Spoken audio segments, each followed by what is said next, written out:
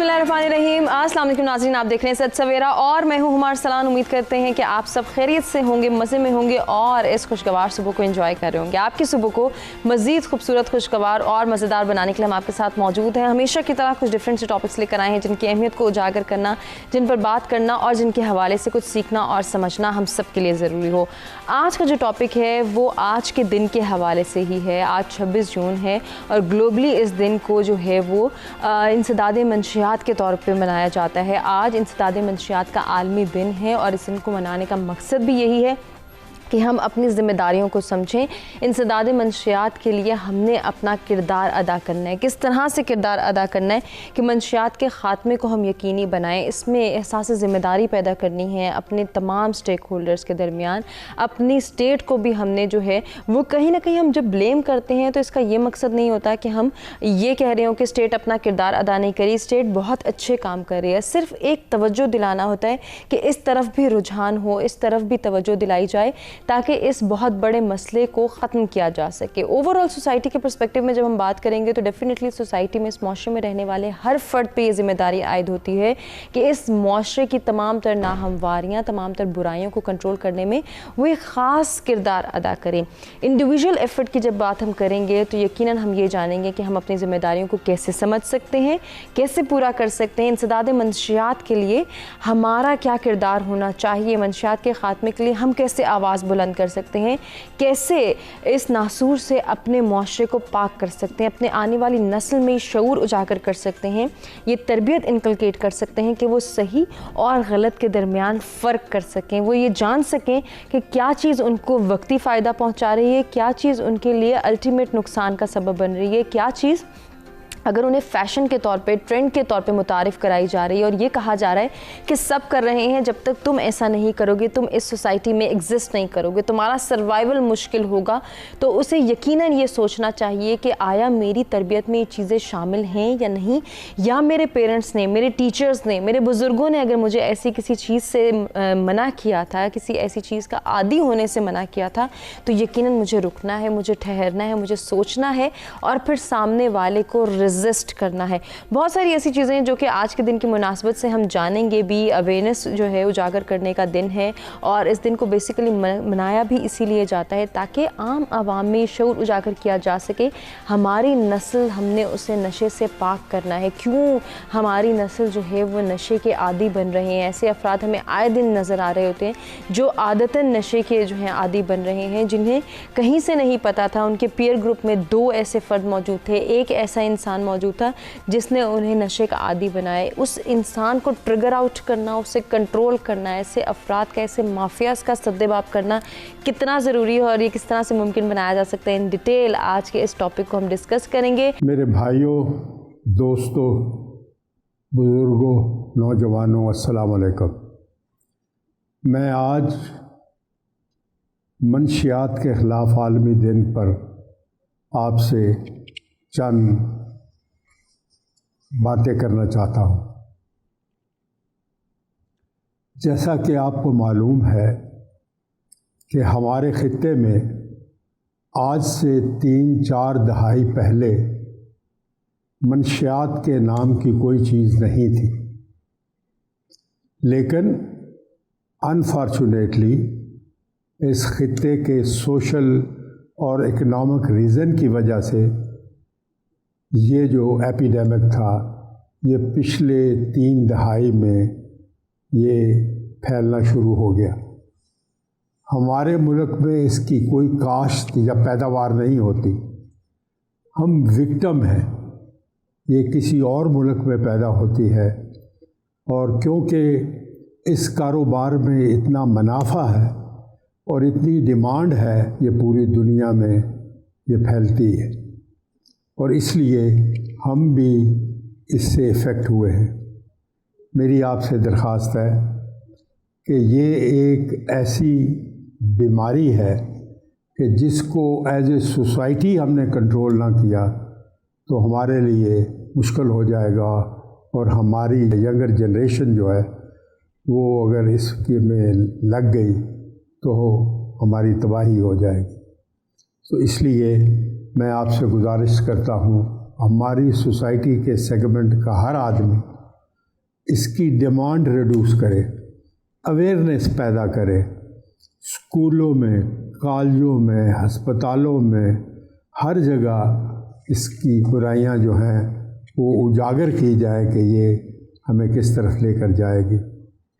इसके साथ साथ मैं UNODC जो कि एक आलमी अदारा है, वो भी हमारी बहुत ज़्यादा इसमें मदद कर रहा है और हम कोशिश कर रहे हैं कि इस वबा को हम ज़्यादा फैलने ना दें।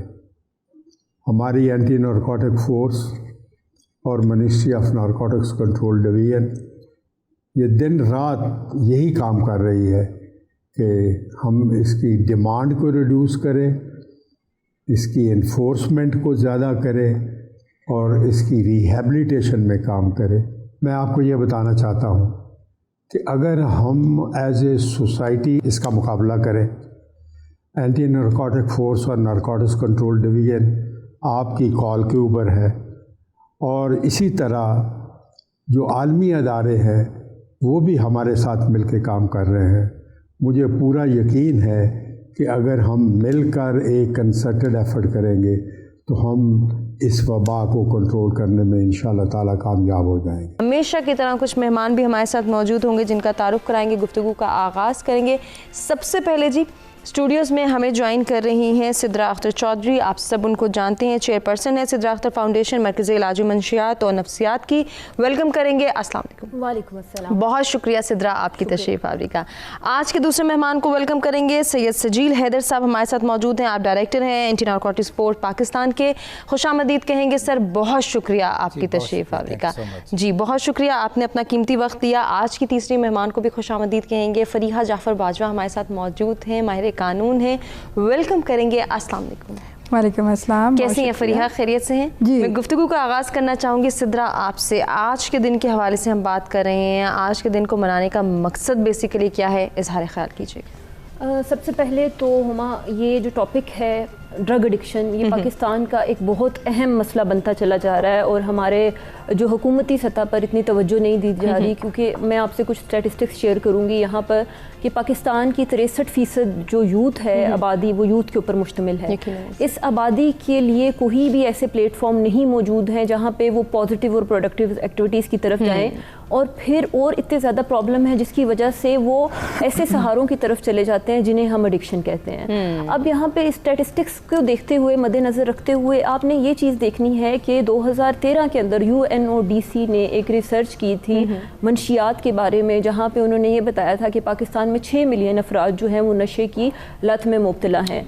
अभी नई रिसर्च के मुताबिक पाकिस्तान में 75 मिलियन अफराद नशे की लानत में मुब्तला हैं, जिसमें 78% मर्द और 22% ख़वातीन शामिल हैं। अच्छा। ये वो स्टैटिस्टिक्स है जिसके अंदर हमारे पास सबसे ज़्यादा जो चंक है वो 15 से लेके हमारे पास 14 साल के बच्चे भी आ रहे हैं, 13 साल के बच्चे भी आ रहे हैं। ये एक अलार्मिंग सिचुएशन है। यानी कि ये स्कूल गोइंग बच्चे हैं, यानी कि वो अभी अपने, यानी कि कहना चाहिए कि टीन एज में भी नहीं जा पा रहे इस पूरे तरीके से, लेकिन वो एडिक्शन की तरफ ज़रूर जा रहे हैं। और फिर 15-12 साल की उम्र से जब बच्चे एडिक्शन की तरफ आ जाते हैं तो आगे 36 ईयर्स, ये वो चंक्स हैं जहाँ के एज वाइज जहाँ पर सबसे ज़्यादा लोग एडिक्शन का शिकार हो रहे हैं। और फिर हुमा, सबसे इसके अंदर जो एक और चीज़ जो यहाँ पे मैं ऐड करूँगी कि एडिक्शन पाकिस्तान का आइंदा 5 सालों के अंदर सबसे बड़ा मसला बन जाएगा, क्योंकि पहले पाकिस्तान में अवेलेबिलिटी जो थी ड्रग्स की वो इतनी कन्वीनियंट नहीं थी जितनी अब होगी।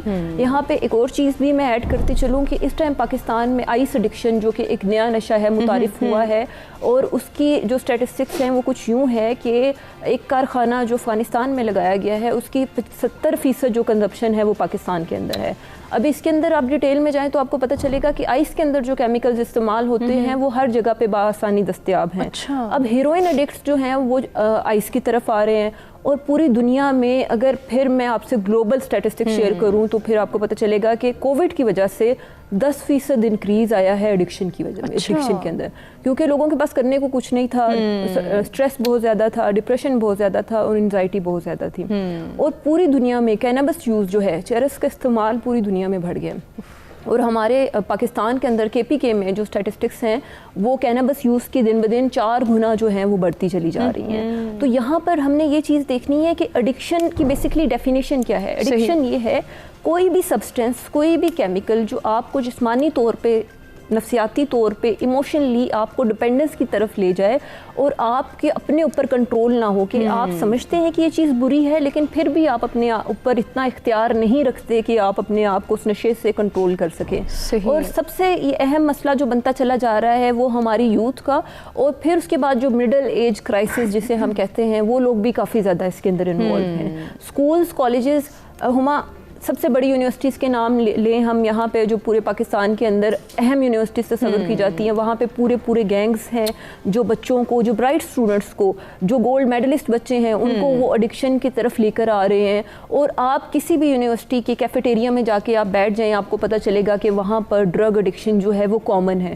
तो यहाँ पर हमें ये चीज़ देखने की ज़रूरत है कि वो कौन से ऐसे नासूर हैं जो हमारे इदारों के अंदर घुसे हुए हैं, जो हमारी यूथ की मेंटालिटी में घुसे हुए हैं, जो हमारे हर चीज़ को बर्बाद कर रहे हैं, जो हमारे आइंदा आने वाले मुस्तकबिल को ख़राब कर रहे हैं। और कैसे कर रहे हैं? थ्रू केमिकल और नॉन केमिकल एडिक्शन। आज से पहले हमने आपके शो में बहुत बारी नॉन केमिकल एडिक्शन की बात की, लेकिन केमिकल एडिक्शन जो चरस, हेरोइन, शराब, ये सारे नशों के अंदर केमिकल एडिक्शन कहलाती है। आज इसके बारे में आगाही का दिन है और जितने भी पेरेंट्स, टीचर, जितने भी लोग सुन रहे हैं, पाकिस्तान में हर चौथा बंदा किसी न किसी एडिक्शन का शिकार है।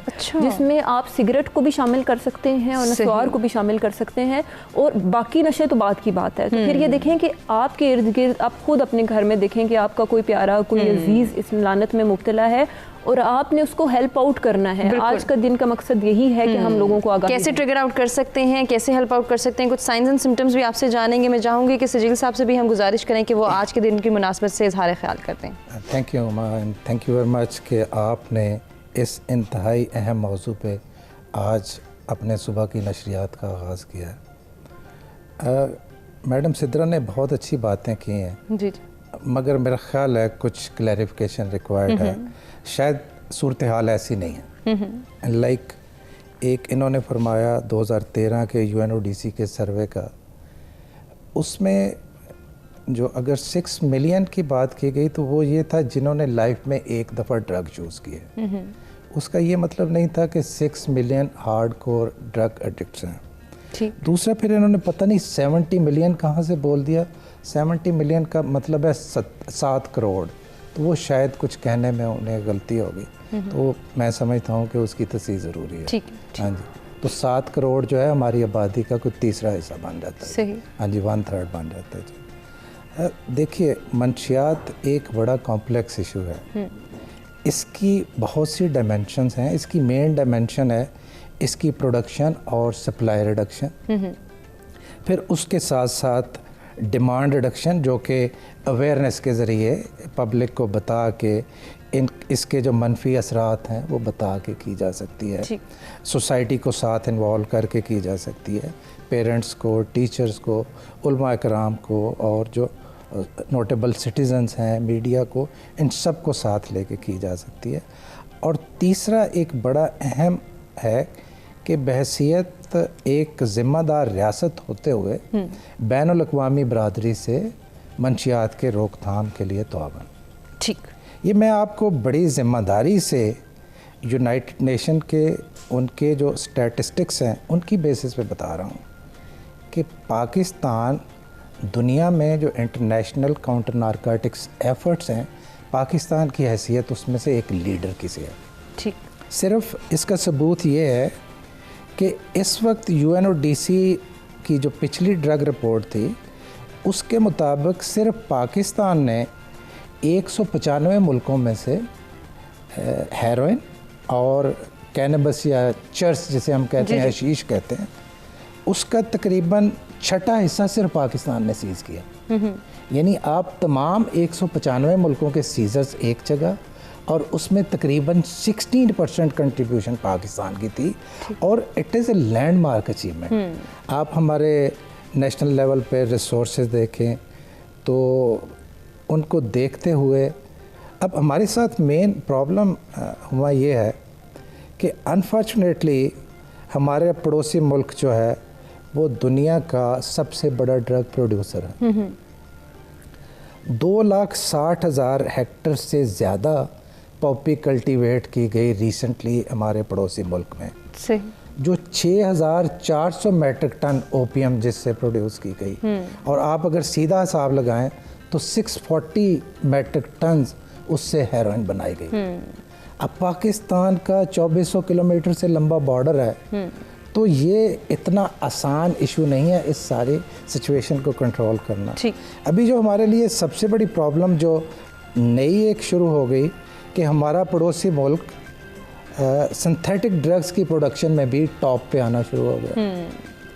तो मैं समझता हूँ कि अगर हम सिर्फ 2020 के हमारी जो लॉ एनफोर्समेंट एजेंसीज हैं उनकी परफॉर्मेंस को देखें तो सिर्फ पाकिस्तान ने तकरीबन 495 मेट्रिक टन मंशियात पकड़े। सही, जो पिछले 10 सालों में एक रिकॉर्ड है, अनप्रेसिडेंटेड सीजर्स है। तो ये देखें, ये एक तमाम स्टेक होल्डर्स की बड़ी कोलैबोरेटिव एफर्ट्स का नतीजा है। इसमें हमारे जवान शहीद भी हुए हैं, हमें बहुत कुर्बानियाँ देनी पड़ी।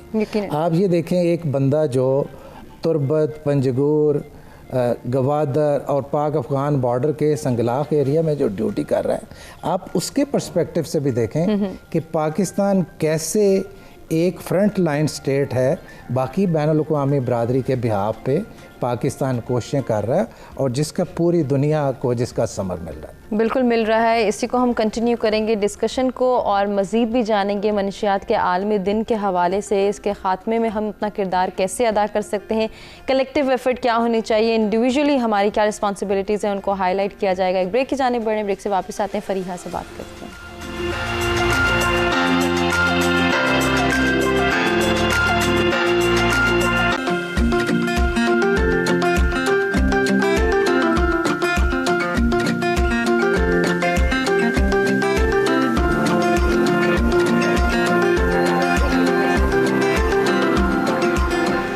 Welcome back. सच सवेरा में एक मरतबा फिर से आपको कहेंगे खुशामदीद। गुफ्तगू के सिलसिले को आगे बढ़ाएंगे। मनशियात के आलमी दिन के हवाले से हम बात करें। इसके ख़ात्मे का बेसिकली ये आलमी दिन है और इस दिन को मनाने का जो मकसद है वो मनशियात के हवाले से आगाही फराहम करना है कि इसको रोकना क्यों ज़रूरी है, क्यों नशे के आदी बनते जा रहे हैं हमारे यंगस्टर्स, उनके अंदर ये फ़ैशन के तौर पर प्रमोट हो रहा है, इसको कंट्रोल करना, इसके ख़ात्मे के लिए किरदार अदा करना और अपनी रिस्पॉन्सिबिलिटीज़ को समझना क्यों ज़रूरी है। इस हवाले से बात करेंगे फ़रीहा से। फ़रीहा, क्या कहना चाहेंगी?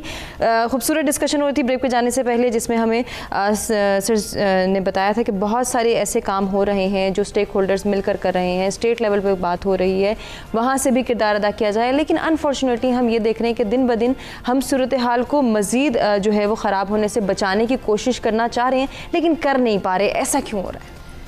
सबसे पहले तो हुमा, बहुत अच्छा आपने ये आज के दिन के हवाले से कि आगाही का प्रोग्राम आपने जो है ये रखा कि आज का जो दिन है इंसदाद मंशियात की से आगाही का दिन, और ये आलमी सतह पे मनाया जाता है, पाकिस्तान में भी ये मनाया जाता है।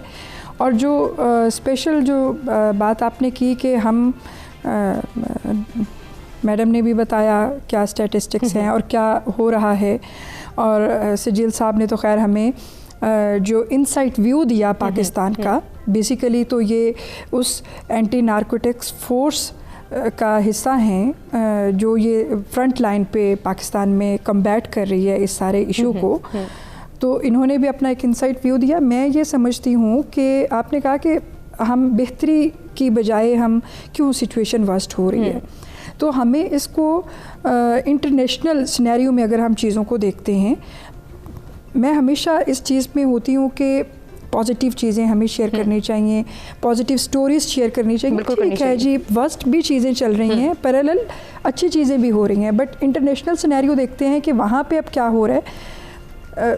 कितने डिफरेंट टाइप्स के नशे हैं। पहले तो सिर्फ वो चर्स, हीरोइन और शराब और इसको ही जो है वो नशा समझा जाता था, सिगरेट और नस्वार ये तो नशे की किसी गिनती में आते ही नहीं हैं। अब उससे बढ़ के ये आइस का नशा, ये जो कोई पार्टी टेबलेट्स का नशा, या ये जो मुख्तलिफ़ किस्म की अब चीज़ें आ गई कि उनको भी एज आ नशा जो है वो इस्तेमाल कर रहे हैं लोग, और ये फैशन के तौर पे। और स्पेशली अगर मैं कहूँगी कि ये जो हमारे एजुकेशनल इंस्टीट्यूट्स हैं, वहाँ से ये बच्चे एक दूसरे को देखते हैं, चीज़ें कैरी करते हैं और वो एज अ फन उसको ट्राई करते हैं कि ये एक Let's see, सब देखते हैं कर होगा रहे हैं कि- तो ये क्या है, हम इसको ट्राई करके तो देखें, और वो चीज़ चलो वहीं पे हो जाए ख़त्म तो बेहतर है। लेकिन अब देखना ये है कि वो चीज़ें वहाँ से बढ़ते बढ़ते फिर वो कि जब वो लोग प्रैक्टिकल लाइफ में आते हैं तो भी अगर वो चीज़ें अपने साथ लेके कैरी करके आप आगे बढ़ रहे हैं तो मेरा ख्याल है कि फिर सिचुएशन अलार्मिंग है।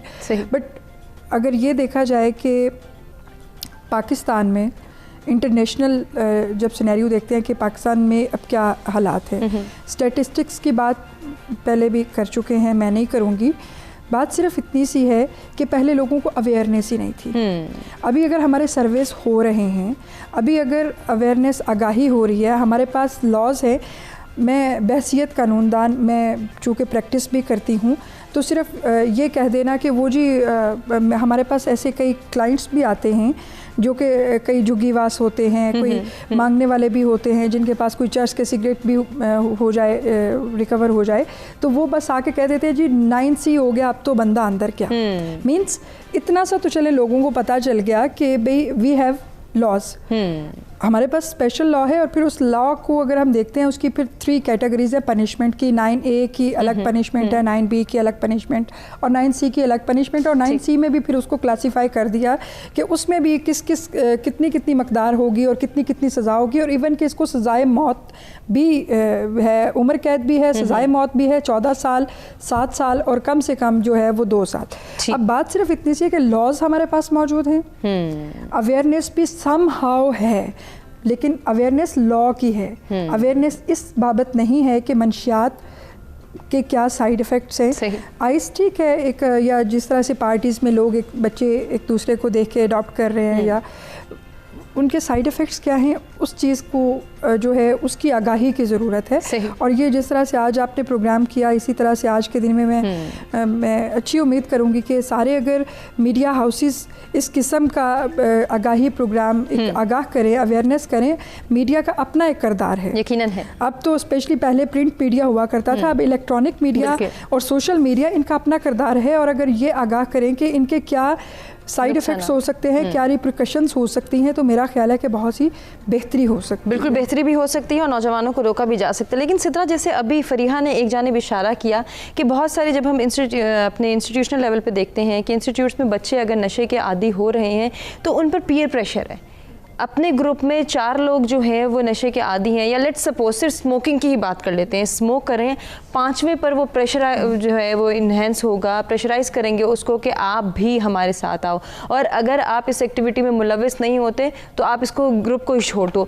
ये जो पेयर ग्रुप के अंदर एक प्रेशर मेंटेन करना, इसमें एक दूसरे को साथ राग़िब करना इस चीज़ की जानिब, और फिर इसी में हम देखते हैं कि मज़ीद भी नशावर जो चीज़ें हैं, जितनी भी ड्रग्स एडिक्शन जिसका जिक्र पहले भी हुआ, इस तरह से एडिक्ट बनाया जाता है लोगों को, बच्चों को, यंगस्टर्स को, स्पेशली जैसे आपने टीनेजर्स की बात की कि पीयर ग्रुप ही प्रेशराइज कर रहे हैं, 2 लोग कर रहे हैं, तीसरा भी करेगा, चौथा भी करेगा, और फिर फैशन के तौर पर इसको ऑप्ट किया जा रहा है कि हाँ जी हमने भी इसी जगह पे आना है और इसी एडिक्शन का हिस्सा बनना है।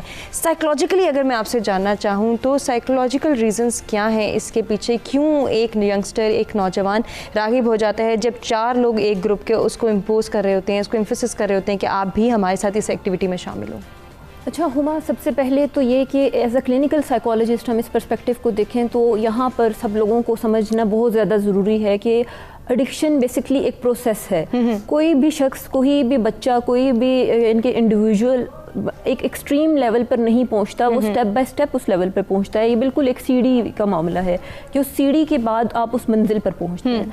अब वो सीढ़ी क्या है कि इसमें एक मॉडल जिसे हम साइकोलॉजी के अंदर एलेबरेट करते हैं, मैं यहाँ पे ऑडियंस को एक्सप्लेन करना चाहूँगी, bio psycho social model. Biological ये होता है कि जेनेटिक्स से इन्वॉल्व होती हैं। अच्छा। अगर आप वालिद या वालदा में से कोई भी शख्स जो है वो नशे का इस्तेमाल करता हो तो ये टेंडेंसी है कि बच्चे के अंदर वो बाय बॉर्न यानी कि बाय बर्थ जो है वो ये पैदा हुआ है इस टेंडेंसी को लेके वो एडिक्शन की तरफ जा सकता है। अच्छा। फिर हमारे पाकिस्तानी माशरे में ये होता है हुमा कि हमारे पाकिस्तानी माशरे में बाप ये करते हैं कि बच्चे को ही भेज देते हैं कि जाओ सिगरेट ले आओ। अब उसकी एक्सपोजर हो गया बच्चे को और फिर वो अपने इर्द गिर्द देखता है कि लोग जो है वो स्मोकिंग कर रहे हैं तो वहाँ वहाँ से ही उसके माइंड के अंदर ये बात बैठ जाती है कि ये बुरी चीज़ नहीं है। और फिर क्योंकि मैं एडिक्शन के साथ इन मरीज़ों के ऊपर काम करती हूँ, तो इन लोगों की ज़ुबान में एक बात की जाती है कि जो सिगरेट है ना, ये खाली ट्रक है, इस पर आप जो मर्ज़ी लोड कर लें। तो यहाँ पर पेरेंट्स को ये समझाने की ज़रूरत है कि अगर आपका बच्चा सिगरेट पे चला जाता है तो वो बाकी ड्रग्स के लिए और ज़्यादा उसकी कहना चाहिए कि आगे चांसेस हैं कि वो चला जाएगा, बड़े ड्रग्स की तरफ चला जाएगा, क्योंकि फिर आप सिगरेट से बाज़ औक़ात आप चरस पे चले जाते हैं और फिर उससे आगे आप हीरोइन पे चले जाते हैं और बाकी नशों की तरफ चले जाते हैं। अच्छा, अब इसी बच्चे को हम बड़ा कर लेते हैं, वो टीन एज के अंदर पहुँच गया। अब वो टीन एज में जब पहुँचा तो उसके ऊपर जो पीयर प्रेशर आप बात कर रही थी, उसके ऊपर दोस्तों का प्रेशर है। फिर आप देखें कि हमारे हमसाया मुल्क के जितने भी गाने हैं उसमें हर दूसरे गाने के अंदर ड्रग्स का जिक्र है, यानी कि हम ड्रग्स कल्चर को अनकॉन्शियसली इनकलकेट कर रहे हैं ब्रेन में। और फिर उसके बाद क्या है कि वहाँ पर ये दिखाया जाता है कि जब कभी ब्रेकअप हो तो आप ड्रग्स की तरफ जाएं। आप ये दिखाया जाता है, आप अपने टीवी पे देखें कि ऊपर हीरो जो है वो सिगरेट पी रहा होता है, नीचे लिखा होता है तंबाकू नोशी सेहत के लिए मुज़र है। अब यहाँ से बच्चों को फिर ये मैसेज जा रहा है कि ये शायद कोई एस्केप का जरिया है और वो उसको एस्केप करने के लिए कर रहा होता है। अब जब वो बच्चा कॉलेज या यूनिवर्सिटी में जाता है तो उसके दोस्त कहते हैं कि तुम इसको ट्राई करो। अब वो फियर की वजह से नहीं ट्राई करेगा तो उसे होगा कि मैं इस ग्रुप के अंदर कैसे मूव करूंगा, क्योंकि लोग कहेंगे कि ये तो डरपोक है, ये बुज़दिल है, और वो हीरो बनने के चक्करों में वो जीरो बन जाते हैं, वो ड्रग एडिक्शन के सर्कल में चले जाते हैं। फिर हमारे पास आती है एलीट क्लास, जिनके पास पैसा बेतहाशा है और उनके पास करने को कुछ नहीं है, तो फिर वो ड्रग्स को प्लेयर सीकिंग एक्टिविटीज़ के तौर पे इस्तेमाल करते हैं। और वो जितने भी ड्रग कल्चर है अब ये बड़े शहरों के अंदर काफ़ी ज़्यादा कॉमन हो गया। पहले पाकिस्तान में इतनी अवेयरनेस नहीं थी ये एक्टेसी, LSDs और इन पिल्स की, लेकिन अब इसकी अवेयरनेस बहुत ज़्यादा हो गई है। यानी कि अब 5 बच्चों का अगर ग्रुप बैठा है और वो पार्टी कर रहे हैं तो पार्टी तब तक कंप्लीट नहीं है जब तक ड्रग्स नहीं है। आज से पहले पार्टी का ये कॉन्सेप्ट नहीं था। अब यहाँ पर हमने ये देखना है कि हमने जेनेटिक्स भी देख ली, हमने बच्चे का पर्सनैलिटी जो है उसको हमने बहुत ज़्यादा देखना है, क्योंकि पर्सनैलिटी आपको पता चल जाती है। अब मैं पेरेंट्स को हमेशा ये बात कहती हूँ कि आपके बच्चे के अंदर कुछ वार्निंग साइंस हैं, वो आप आइडेंटिफाई करें कि कहीं बच्चा आप एडिक्शन की तरफ तो नहीं जा रहा। तो वो वार्निंग साइन जो हैं पेरेंट्स को पता होने चाहिए, टीचर्स को पता होने चाहिए। क्यों क्या है, क्योंकि मैंने पढ़ाया भी है, वहाँ पर भी मैं देखती हूँ कि जो बच्चे हैं ना, बहुत से बच्चे ऐसे हैं जो एडिक्शन के अंदर इन्वॉल्व हैं और वो बाकी दूसरों को भी किसी न किसी तरीके से अपनी इन एक्टिविटीज़ के अंदर ले आते हैं।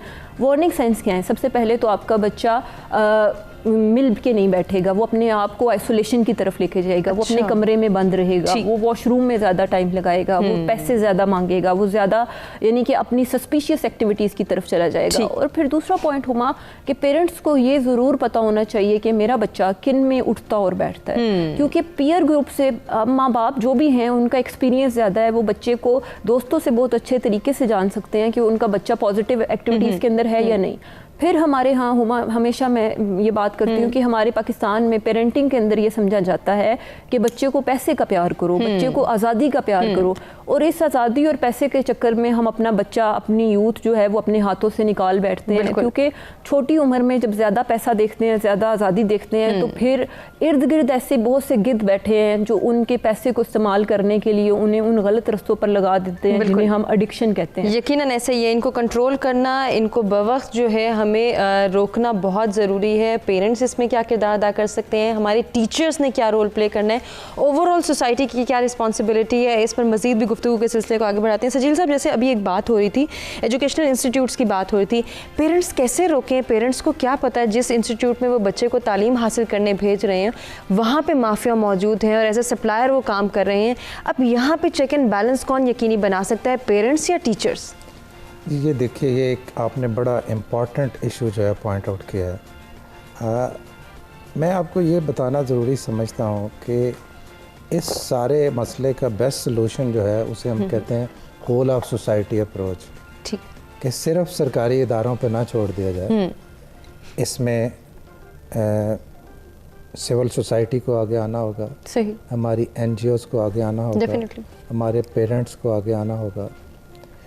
एजुकेशनल इंस्टीट्यूशन में जैसे ही हमें मुख्तलिफ़ ज़राए से पता चला कि मंशियात का इस्तेमाल थोड़ा विजिबल हो रहा है, तो हमारी कमांड ने उसके लिए स्पेशल ऑपरेशंस प्लान किए। ठीक, हमने बहुत ज़्यादा फोकस्ड एफर्ट्स किए हैं with respect to prevention in youth and prevention in educational institutions. सही। Not only in Pakistan, rather जो यूएन का सबसे बड़ा ड्रग्स की ऑर्गेनाइजेशन है, कमीशन ऑन नारकोटिक्स ड्रग्स, उसमें पाकिस्तान ने एक रेजोल्यूशन लीड किया कि तालीमी इदारों में मंशियात की रोकथाम एक फोकस्ड और प्रायोरिटी एरिया होना चाहिए तमाम इंटरनेशनल गवर्नमेंट्स के लिए। और it was very well appreciated और बहुत से मुल्कों ने हमारा साथ दिया और यूनानिमसली ये रेजोल्यूशन CND ने पास किया for implementation by entire global community. तो ये एक लैंडमार्क अचीवमेंट थी। इसके अलावा हमने 2014 से तमाम एजुकेशनल इंस्टीट्यूशंस में एक यूथ एम्बेसडर प्रोग्राम शुरू किया। ठीक। अब बहुत से स्टूडेंट्स को हम जाके इंटरेक्ट करते हैं, उन्हें मोटिवेट करते हैं, वो आगे फिर एक न्यूक्लियस का रोल प्ले करते हैं बाकी स्टूडेंट्स को में अवेयरनेस करने में एंड और कोई अगर ऐसी एक्टिविटी हो तो उसको रिपोर्ट करने में। हमने स्कूल एडमिनिस्ट्रेशन की ट्रेनिंग्स की, हमने रीजनल लेवल पे बाकी मुल्कों को बुलवा के एक पाकिस्तान में बड़ा हाई लेवल एक इवेंट किया। हमने तमाम यूनिवर्सिटीज़ के वाइस चांसलर्स को बुला के उनको इस पे ब्रीफ किया। तो हम तमाम स्टेक होल्डर्स की कोलैबोरेशन से बहुत ज़्यादा एफर्ट्स कर रहे हैं और हम समझते हैं कि इसमें हम बहुत हद तक कामयाब हुए हैं। मगर जब तक पेरेंट्स, सिविल सोसाइटी और जो हमारे बाकी दूसरे मतलब उलमा कराम जैसे मैंने बताया, सोसाइटी के नुमाइंदे, टीचर्स, ये सारे अगर मिल के कोलैबोरेटिव एफर्ट्स नहीं करेंगे, बच्चे को पेरेंट्स को अपना दोस्त बनाना पड़ेगा, बच्चे को पेरेंट्स को टाइम देना पड़ेगा। बच्चे में जैसे मैडम ने बड़ी इम्पॉर्टेंट बात हाईलाइट की कि एक ख़ास स्टेज होती है जिस पे बड़ी इफेक्टिवली उसको प्रिवेंट किया जा सकता है। तो उस स्टेज पे पेरेंट्स को इफेक्टिव प्रिवेंशन करनी होगी। ये जी बिल्कुल, जैसे सजील साहब अभी आप फरमा रहे थे कि आपने ऑपरेशन भी किया एजुकेशनल इंस्टीट्यूट्स के हवाले से, कुछ ऐसी स्ट्रैटेजीज़ भी अपनाई गई कि जिनके थ्रू इस माफिया को देखा जाए, फिगर आउट किया जाए कि कौन लोग हैं जो सप्लायर का वक्त जो है वो किरदार अदा करें। तो क्या पकड़ धकड़ हो सकी इस हवाले से? माफिया कौन है, कौन सप्लाई कर रहा है, उन बच्चों को कौन जो है इस तरफ लेकर आ रहा है कि वो नशे के आदी बन जाएं? ये देखिए, ये जो ड्रग्स है एक ऑर्गेनाइज्ड क्राइम है। दुनिया में जितने ऑर्गेनाइज्ड क्राइम्स हैं, अगर आप उनसे होने वाले जितने इलिसिट प्रॉफिट्स हैं उनका टोटल करें तो 50% से ज़्यादा सिर्फ ड्रग्स से क्रिमिनल्स बनाते हैं। तो इससे आपको अंदाज़ा हुआ होगा कि क्रिमिनल्स की कितनी स्टेक्स हैं इसमें। ठीक। हमने बड़े इम्पॉर्टेंट हाई वैल्यू टारगेट्स पकड़े। I can say with fullest assurity के अभी आप आसानी से किसी को पॉइंट आउट नहीं कर सकते पाकिस्तान में कि जी ये बंदा बहुत बड़े लेवल का टारगेट है और इसे एंटी नारकोटिक्स फोर्स या कोई दूसरी एजेंसी नहीं पकड़ती। हमने इवन कैबिनेट ने, वी आर वेरी ग्लैड के अप्रूव कर दिया, हमने एक लॉ में अमेंडमेंट सजेस्ट की कि जो लोग एजुकेशनल इंस्टीट्यूशंस में ड्रग सप्लाई में इन्वॉल्व हैं उनको ज़्यादा पनिशमेंट दी जाए। ठीक। और मैं समझता हूँ कि हम काफ़ी हद तक इसमें सक्सेसफुल हैं। सही। फरिया, जैसे अभी सजील साहब फरमा रहे हैं कि लॉ में भी अमेंडमेंट की गुजारिश की गई कि इस तरह से सज़ाएं मुख्तस की जाएं कि ऐसे लोग जो कि माफिया का किरदार अदा करें, जो कि इस सोसाइटी की नाहमवारी को मज़ीद बढ़ा रहे हैं, उनको ना सिर्फ पकड़ा जाए बल्कि सख्त से सख्त कवानीन उनके खिलाफ बनाए जाएँ, उनको सज़ा दी जाए। लेकिन सज़ा का दायरा कार किस तरह से बढ़ाया जा सकता है, इसको किस तरह से स्ट्रिक्ट किया जा सकता है? जब हम एजुकेशनल इंस्टीट्यूट्स की बात करते हैं, जब हम अपने गली मोहल्लों की बात करते हैं, कि हम ये देखते हैं कि अगर हमारा बच्चा घर से बाहर अपने मोहल्लेदारों के साथ खेलने निकल रहा है तो वहाँ पे भी ख़तरे से खाली नहीं है। हो सकता है कोई मोहल्लेदार ही एज ए फैसिलिटेटर काम कर रहा है, एज ए सप्लायर काम कर रहा है और हमारे बच्चे को कोई नशावर चीज़ दे दे और वो नशे में मुब्तला हो जाए। ये हुमा, ये जो बात है कि हम बच्चों पे किस तरह से, हम बच्चों को कैसे बचा सकते हैं, बच्चों को कैसे रोक सकते हैं, बच्चों को किस तरह से उन पे नज़र रख सकते हैं, कैसे ये रेगुलेट कर सकते हैं कि हमारे बच्चे की कंपनी या हमारे बच्चे का उठना बैठना किन लोगों में है। तो इसके लिए दोनों पेरेंट्स को टाइम भी निकालना होगा, एक्स्ट्रा एफ़र्ट भी करनी होगी, क्योंकि हम जो जिस माशरे में अभी हम गुज़र रहे हैं, जिस माशरे में हम सर्वाइव कर रहे हैं, ये बहुत तेज़ माशरा है।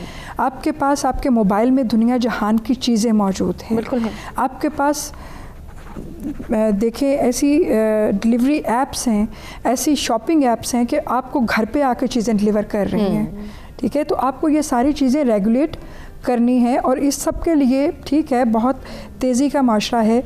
और जो हमारे करंट अभी चल रहा है कि जी वालिद भी जॉब कर रहे हैं और ज़रूरियात को पूरा करने के लिए वालदा भी जॉब कर रही हैं और बच्चे जो हैं वो ड्राइवर्स के पास हैं, आया के पास हैं या घर पे हैं। फैमिली जो है वो जैसे पहले एक जॉइंट फैमिली सिस्टम हुआ करता था, अब उस तरह से वो भी एक जो है कल्चर अब उतना वो स्ट्रॉन्ग नहीं है शहरों में स्पेशली, तो बच्चों पे नज़र रखना काफ़ी मुश्किल हो गया। तो मैं ये कहूँगी कि स्पेशली जब आपका बच्चा टीन एज से गुजरा होता है, that is the most dangerous age कि आपका बच्चा बहुत जल्दी चीज़ों पे इंस्पायर भी हो जाता है, बहुत जल्दी लोगों को अपना रोल मॉडल बना के उनके पीछे चलना भी शुरू हो जाता है। फरीहा, बड़े इंपॉर्टेंट जानिब आप इशारा कर रही हैं, इसको हम कंटिन्यू करेंगे, आप ही से गुफ्तगू के सिलसिले को आगे बढ़ाएंगे। नाज़रीन, हमें एक ब्रेक की जानिब बढ़ना है, ब्रेक से वापस आते कंटिन्यू करते हैं।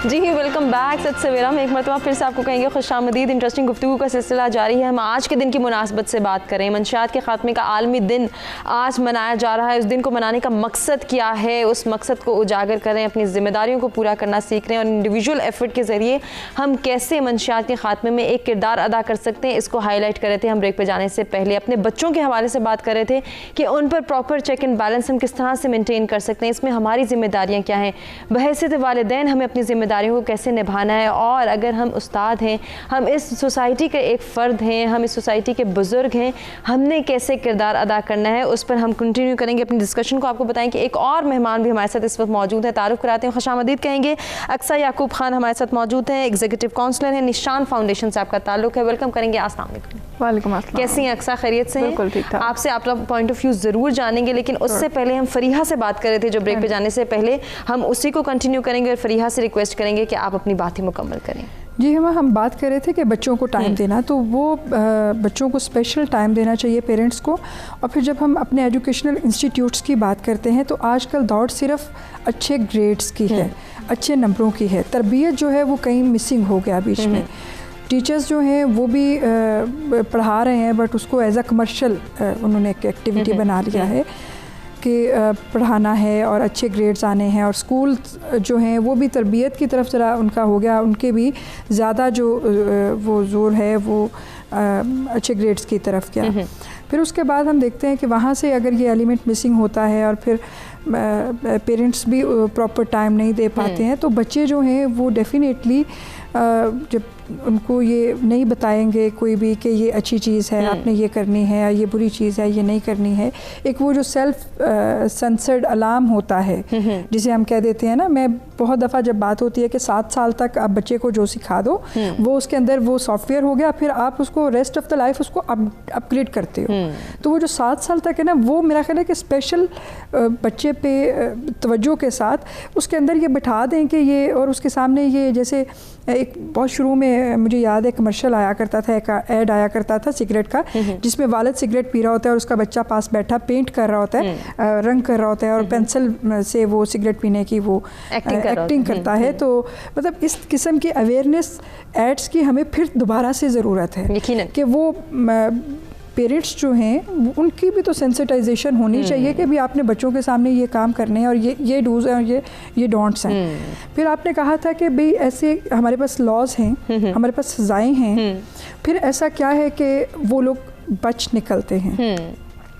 बात ये है कि हमारे पास पहले तो जब ये हमारे पास आ गया 1997 में एंटी नार्कोटिक फोर्स एक्ट जो है, इससे पहले हमारे पास पीपीसी में भी ऐसी प्रोविजंस मौजूद थी ताज़ीरात पाकिस्तान में। फिर उसके बाद तो खैर this is a special act जिसके तहत हमें स्पेशल फोर्स मिली, हमें स्पेशल कोर्ट्स मिली, ठीक है, एंटी नार्कोटिक्स की अपनी कोर्ट्स जहाँ पे ट्रायल्स भी होंगे। अब ये है कि कैसे लोग बच कैसे निकलते हैं। अब ये एक बड़ा टेक्निकल क्वेश्चन है कि प्रोसीजर्स जो हैं, सही, कि आपने अगर जब आपने रेड किया और उसमें भी जैसे इन्होंने कहा कि बहुत सी बाद में ज़रूरत के वक्त अमेंडमेंट्स हुई, उसमें पहले ये था कि इंस्पेक्टर लेवल से नीचे का बंदा रेड नहीं कर सकता। तो उसके बाद सुप्रीम कोर्ट ने कुछ अपनी रूलिंग्स दी जिसमें ASI अगर रेड करेगा तो उसको भी उन्होंने कहा कि वैलिड है फॉर रेड। वो हो गया। फिर जब हम सैम्पलिंग करते हैं, आपने देखें एक मेट्रिक टन के हिसाब से भी बड़ी वो आपने खेप पकड़ ली, या आपने जितने भी कोई किलोग्राम के हिसाब से भी खेप पकड़ी, तो आपने हर पैकेट में से सैंपल्स भेजने होते हैं। अच्छा, वो लेबॉर्ट्री में। अब वो अगर वहाँ पे भी थोड़ा सा फ्लॉ या थोड़ा सा अगर वो हो गया प्रोसिक्यूशन लेवल पे, क्योंकि मैं समझती हूँ कि ठीक है उनकी एक ट्रेनिंग हुई होती है, लेकिन फिर भी ह्यूमन एरर हर जगह पे इन्वॉल्व हो सकता है। अगर वो चीज़ हो गई, फिर उसके बाद जब ट्रायल चलता है और फिर हमारे यहाँ प्रोसीजरल इन सारी चीज़ों से निकल के जाते जाते तो हमारे यहाँ फिर कन्विक्शन रेट बहुत कम हो जाता है। जो स्पेशल चीज़ हमारे यहाँ बाद में हुई थी इसी एक्ट में, अगर मैं गलत नहीं हूँ तो शायद वो सेक्शन 51 जो है वो ऐड किया गया था, जिसमें कहा गया था कि बेल को डिस्करेज किया जाएगा। अगर कोई भी मुलज़म इसमें पकड़ा जाता है, कोई भी इसमें, तो उसको बेल नहीं मिलेगी, उसका ट्रायल होगा, या वो एक्विटल की तरफ जाएगा या सज़ा होगी, या बरी हो जाएगा या सज़ा हो जाएगी। और सज़ा की मैंने पहले भी बता दिया कि उसमें क्या क्या सज़ाएं हैं। अब ये जब 51 आया उसमें भी फिर थोड़ा सुप्रीम कोर्ट को इंटरवीन करना पड़ा, क्योंकि 51 में ये था कि बेल, उन्होंने फिर इसके भी पैरामीटर सेट कर दिए कि जिसमें 9A में जो है बेल के क्या पैरामीटर्स होंगे, 9B में और 9C में जो है वो बेल, उसमें भी वो हो गया कि अगर उसकी क्वांटिटी के हिसाब से। तो लॉज हमारे पास मौजूद हैं, अवेयरनेस हमारे पास मौजूद है, प्रोसीजरल फ्लॉज होते हैं जिसकी वजह से ये लोग भाग जाते हैं। बट अब वो भी बेहतरी की तरफ चीज़ें आ रही हैं, ट्रेनिंग्स हो रही हैं, नए लोग भर्ती भी हो रहे हैं, फोर्स में हो रहे हैं। और मैं जब कभी मैं खुद भी जाती हूँ ट्रायल में, तो मैं देखती हूँ कि बड़ी ज़बरदस्त किस्म की बड़ी माइन्यूट इन्वेस्टिगेशंस करके आए होते हैं। ये तो तमाम तर बातें थी कि मैनेजरियल लेवल पे क्या हो रहा है, किस तरह से जो है वो स्टेट भी अपना किरदार अदा कर रही है, लॉज भी मौजूद हैं, उनकी इम्प्लीमेंटेशन को भी यकीनी बनाने की कोशिश की जा रही है। लेकिन इंडिविजुअली आम आदमी की क्या जिम्मेदारियाँ हैं, एक लेमैन अपनी जिम्मेदारी को कैसे समझ सकता है और फिर उनको पूरा करने के लिए कैसे एफर्ट कर सकता है, अक्सा क्या ऐड करना चाहेंगे इस डिस्कशन में? मैं इस डिस्कशन में, thank you for asking me, उसमें सिर्फ मैं यही ऐड करना चाहूँगी, क्योंकि जब तक इंडिविजुअल लेवल के ऊपर अवेयरनेस नहीं आती, डेफिनेटली हम एज सोसाइटी जो है वो एक बड़ा इम्पैक्टफुल जो है वो चेंज नहीं लेके आ सकते। मेरे लिहाज से जो है वो एडिक्शन को और इवन ड्रग यूज़ जो है उसके बारे में जो ऑथेंटिक इन्फॉर्मेशन है उसकी काफ़ी लैकिंग है, कि जिस तरह से हम नॉर्मली जो है वो एडिक्शन को एज जो है वो नशे की जो है वो आदत का कह रहे होते हैं, जो कि हम अगर इस तरह से नॉर्मली जब हम इस तरह के सेंटेंसेस या वर्ड्स जब यूज़ कर रहे होते हैं, तो अनकॉन्शियसली हम लोग अपने माइंड को जो है वो फीड भी कर रहे होते हैं कि ओके इट्स ओके, आदत है तो आदतें खुद भी छूट जाती हैं और चेंज हो जाती हैं, बट हम इसको एज डिजीज़ नहीं देख रहे होते। मतलब सबसे पहले जो मेरा पॉइंट है वो तो यही है कि इसको एज डिज़ीज़ हमने लेना है। हर नशा करने वाला जो है वो ड्रग एडिक्शन में मुब्तला नहीं होता। उसकी अपनी एक स्टेजेस होती हैं जो कि हम फिर जब ये आते हैं हमारे पास, कोई भी पेशेंट जब आता है तो फिर हम उसको प्रॉपर एवेलुएट करते हैं कि ओके किस कंडीशन के ऊपर जो है वो ये लाई कर रहे हैं, इंडोर ट्रीटमेंट होना चाहिए, आउटडोर ट्रीटमेंट होना चाहिए। उसके अलावा खैर वो तो हो गया ट्रीटमेंट के, मगर जब हम फैमिलीज़ या फिर, क्योंकि साइको एजुकेशन का जो है वो एक बहुत बड़ा जो है वो इम्पैक्ट रहता है। सही, क्योंकि जब तक हम एजुकेट नहीं करते, साइको एजुकेट के एक्चुअली ये आपको आपके साथ कर क्या रही है और क्यों मुब्तला हो जाते हैं लोग, इसके बारे में जब हम बेसिक्स पे बात नहीं करते तो कभी भी हम चेंज नहीं लेके आ सकते। सही, ऐसे ही। सो इसमें सबसे पहले जो मेरी जो बात है वो यही है कि बेसिक्स के ऊपर जो है वो काम करना है, जिसमें पेरेंटिंग जो है वो सबसे ज़्यादा मेन रोल जो है वो प्ले कर रही होती है। जिस तरह से कुछ चीज़ें हैं जिनके ऊपर जो है वो हमारा कंट्रोल होता है। फॉर इंस्टेंस हमारा कंट्रोल है कि हम जो है वो अपने लाइफस्टाइल के ऊपर काम कर सकते हैं। हम जो है वो अपने जो हमारे जो क्राइसिस आ रहे हैं या लाइफ में डिफरेंट जो सर्कमस्टांसेस आ रही हैं, हम उसके ऊपर ज़रूर काम कर सकते हैं। सही। जैसे फॉर इंस्टेंस अगर कोई साइकोलॉजिकल इलनेस है तो उसको हम ट्रीट कर सकते हैं थ्रू मतलब साइकाइट्रिस्ट के पास जाके, या उसको प्रॉपर जो है वो ट्रीट कर सकते हैं। मगर कुछ चीज़ें हैं जो कि जेनेटिक फैक्टर भी आ रहा होता है जिसके ऊपर हमारा कोई रोल नहीं होता। सही। सो उसको हम जो है वो ज़्यादा, मैंने जो पेशेंट्स और जो उनकी फैमिलीज देखी हैं वो ज़्यादा उसके ऊपर फोकस कर रही होती हैं, वो चीज़ें जो कि वो चेंज नहीं कर सकते। सो ऑब्वियसली जब आप उन चीज़ों के ऊपर काम या फोकस करना शुरू हो जाते हैं जो कि आप तब्दील नहीं कर सकते तो डेफिनेटली कोई फ़ायदा नहीं होता। लेकिन वो चीज़ें जो हमारे कंट्रोल में है, जिनको हम ट्रिगर आउट कर सकते हैं, जिनको जांचना, जिनको महसूस करना हमारी जिम्मेदारी है, यकीनन उस तक तो हमारा काम है कि हम पूरा कर सकें। सिद्रा, अभी जब अक्सा और फरीहा से बात कर रहे थे तो मेरे जहन में एक सवाल आ रहा था कि जब पेरेंट्स की हम बात करते हैं, उनके एंड से जब किसी चीज़ को स्टार्ट करने की या उनकी जिम्मेदारियों की बात करते हैं तो यकीनन हमारे पेरेंट्स कुछ मजबूरी का शिकार भी हैं, कुछ इनसिक्योरिटीज़ भी हैं, उन्हें ब्रेड एंड बटर भी मीट करना है, अपने बच्चों की परवरिश भी करनी है, बहुत सारी उनके ऊपर ऑलरेडी जिम्मेदारियां हैं। अब एक इंडिविजुअल अपनी जिम्मेदारी कैसे पूरी कर सकता है जब वो ये देखेगा कि मेरे पेरेंट्स मुझ पर अच्छा जो है वो इन्वेस्ट भी करें, मुझे अच्छा खिला पिला भी रहे हैं, मेरी परवरिश भी करें, मेरे लिए बहुत सी नाहमवारियों को हमवारियों में तब्दील करें। मैं ये कैसे जज कर सकता हूँ कि अगर ठीक है फॉर इंस्टेंस मैं किसी फेलियर का शिकार हूँ, मेरा दिल टूटा हुआ है, मैं इनकरेज नहीं फील करा, मुझे डिस्करेजमेंट का सामना करना पड़े, बजाय इसके कि मैं कोई ऐसा रास्ता इख्तियार करूँ जो मुझे वक्ती सुकून, वक्ती राहत दे। मैं नौजवानों के एंड से बात कर रही हूँ। इससे बेहतर नहीं कि मैं पेरेंट्स के पास बैठ के शेयर कर लूँ कि मैं इस मसले से शिकार हो रहा हूँ, आप प्लीज़ मुझे हेल्प आउट करें, मुझे किसी काउंसलर के पास ले जाएँ, मुझे किसी के पास जाके कंसल्टेंसी के लिए जो है वो टाइम दे दीजिए, या फिर मेरे साथ आप ही बैठ के थोड़ा सा टाइम स्पेंड कर लें। हमारा नौजवान इतना पोटेंशियल क्यों नहीं रख पाता? हुमा, बहुत अच्छी तरफ आपने निशानदेही की कि हमारे नौजवान की साइकी के बारे में हम बात नहीं करते कि वो कौन सी साइकी है जो बच्चे को एडिक्शन की तरफ ले जाती है। आजकल का बच्चा जो यूथ में लाई करता है वो माँ बाप को अपना दुश्मन समझता है। वो समझता है कि ये मेरे आप क्या जानते हैं, आप तो आपकी ये चीज़ें आपकी समझ से बहुत दूर हैं। वो समझता है मेरे माँ बाप को कुछ पता ही नहीं है। वो समझता है कि वो IT ओरिएंटेड नहीं है। उसे लगता है कि मैं अपना मसला जो है वो अपने माँ बाप से शेयर नहीं कर सकता, क्योंकि वो एक जनरेशन गैप है या एक ऐसा गैप है जो पेरेंट्स ने डाल दिया, कम्युनिकेशन गैप है।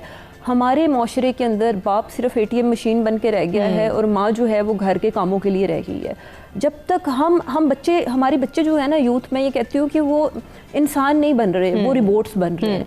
और ये जो प्रॉब्लम्स अब देख रहे हैं ये कहाँ पे आते हैं, जब फीलिंग्स, इमोशंस और कम्युनिकेशन ख़त्म हो जाती है। क्योंकि जितने भी अब हम देख रहे होते हैं डेली लाइफ में जो बच्चे एडिक्शन की तरफ जाते हैं, ज़्यादातर उनकी पर्सनैलिटी इंट्रोवर्ट होती है। इंट्रोवर्ट पर्सनैलिटी कौन सी होती है? जो दिल की बात दिल में रखते हैं, वो किसी से शेयर नहीं करते। और बहुत सी रिसर्चेज इसके ऊपर की जा रही हैं कि जो बच्चे वोकल होते हैं, एक्सप्रेसिव होते हैं, एडिक्शन में जाने के चांसेस उनके कम होते हैं। अच्छा। और जो बच्चे इंट्रोवर्ट होते हैं, दिल की बात दिल में रखते हैं, चुप रहते हैं, एक्सप्रेसिव नहीं है, शाय हैं, वो एडिक्शन में जाने के चांसेस उनके ज़्यादा होते हैं। एडिक्टिव जो पर्सनालिटीज़ हैं उनके अंदर कुछ और भी ऐसे बिहेवियर हैं कि ये लोग जो हैं ये सेल्फ इन्फ्लिक्टेड बिहेवियर्स का शिकार होते हैं। सेल्फ इन्फ्लिक्टेड बिहेवियर वो होते हैं खुद को कट लगाना, खुद को सिगरेट लगाना। हर एडिक्ट पर्सन के अंदर ये ट्रेट्स मौजूद होते हैं। सही, ये ट्रेट्स क्या हम बचपन से ही ट्रिगर आउट कर सकते हैं या नहीं? आप इसे कंटिन्यू करेंगे डिस्कशन को, हम एक ब्रेक की जाने बढ़ना है। ब्रेक से वापस आते हैं, गुफ्तगू के सिलसिले को आगे बढ़ाते हैं।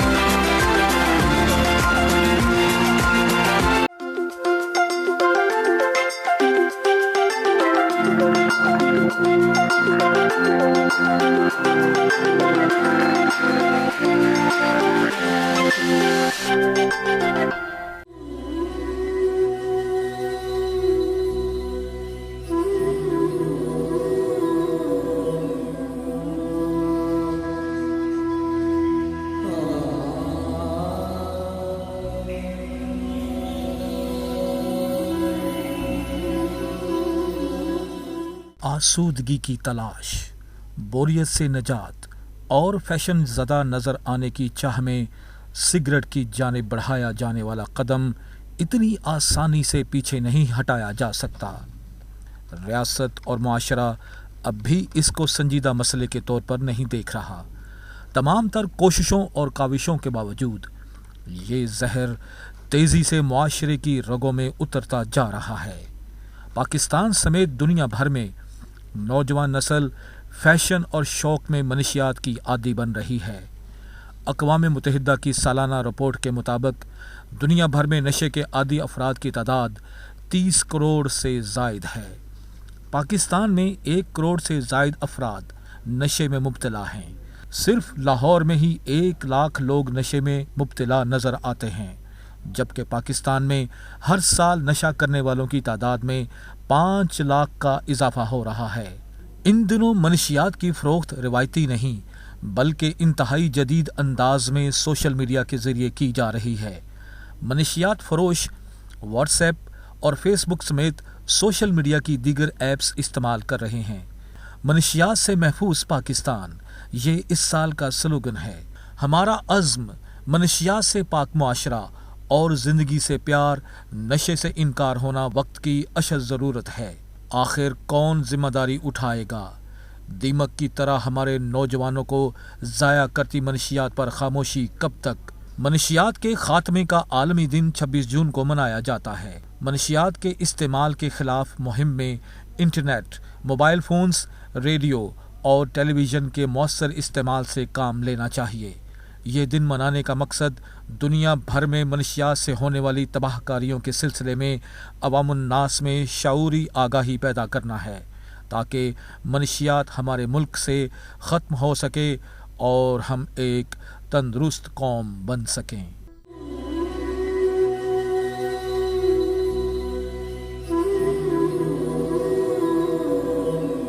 जी सच सवेरा में एक मरतबा फिर से आपको कहेंगे खुशामदीद। आज मनशियात के खात्मे का आलमी दिन मनाया जा रहा है और इस दिन को मनाने का मकसद यही है कि मनशियात के आदी अफराद को ज़िंदगी की जानिब लेके आया जाए। ये अवेयरनेस अपनी सोसाइटी में क्रिएट की जाए, अपने माशरे में क्रिएट की जाए कि मनशियात के आदी अगर हमारे अफराद मौजूद हैं हमारी सोसाइटी में तो हमने उनको आइसोलेट नहीं करना, बल्कि हमने उनको हेल्प आउट करना है, उनको इनकरेज करना है, उनको सपोर्ट करके ज़िंदगी की जानिब दोबारा लेके आना है। हम ये अपनी ज़िम्मेदारियाँ कैसे पूरी कर सकते हैं? ट्रिगर आउट उन फ्लॉस को और उस माफिया ग्रुप को हमने ट्रिगर आउट करना है, उसको ढूंढना है, जांचना है कि जो हमारी नौजवान नस्ल को नशे के आदी बना रहे हैं, नशे आवर अद्वियात के ज़रिए, नशे आवर जो है बहुत सारी ऐसी चीज़ें जिनके इस्तेमाल में मुब्तला करवा रही हैं हमारी नौजवान नस्ल को, और यकीनन इससे उनका फ्यूचर स्टेक पर लग रहा है। इसको कंट्रोल करने के लिए बीइंग अ पेरेंट हमें किस तरह से ट्रिगर आउट करना है, कौन कौन सी चीज़ों की निशानदेही करनी है, साइंस एंड सिम्टम्स क्या हैं कि जिसके ज़रिए हम अपने बच्चे के अंदर ये तशख़ीस डेवलप कर सकते हैं, ये डायग्नोस कर सकते हैं कि आया वो किसी नेगेटिव एक्टिविटी का शिकार तो नहीं हो रहा है, या खुदा न खास्ता वो किसी तरह के नशे में तो मुब्तला नहीं है। इस पर हम बात कर रहे थे सिद्रा से ब्रेक पे जाने से पहले। सिद्रा, हम उसी डिस्कशन को कंटिन्यू करेंगे। बचपन से ही अगर बच्चा कुछ ख़ास एक्टिविटीज़ में मुब्तला है तो यकीनन हम हेल्प आउट कर सकते हैं उसे, और उसको जो है वो एक ख़ास जानिब मोल्ड कर सकते हैं। बिल्कुल, हम सेल्फ इन्फ्लिक्टेड बिहेवियर्स की बात कर रहे थे कि ऐसे बच्चों के अंदर देखा गया कि खुद को नुकसान पहुंचाते हैं। खुद को नुकसान पहुंचाना ज़ाहिरी नहीं होता, बाज़-औक़ात वो छुपा हुआ भी होता है।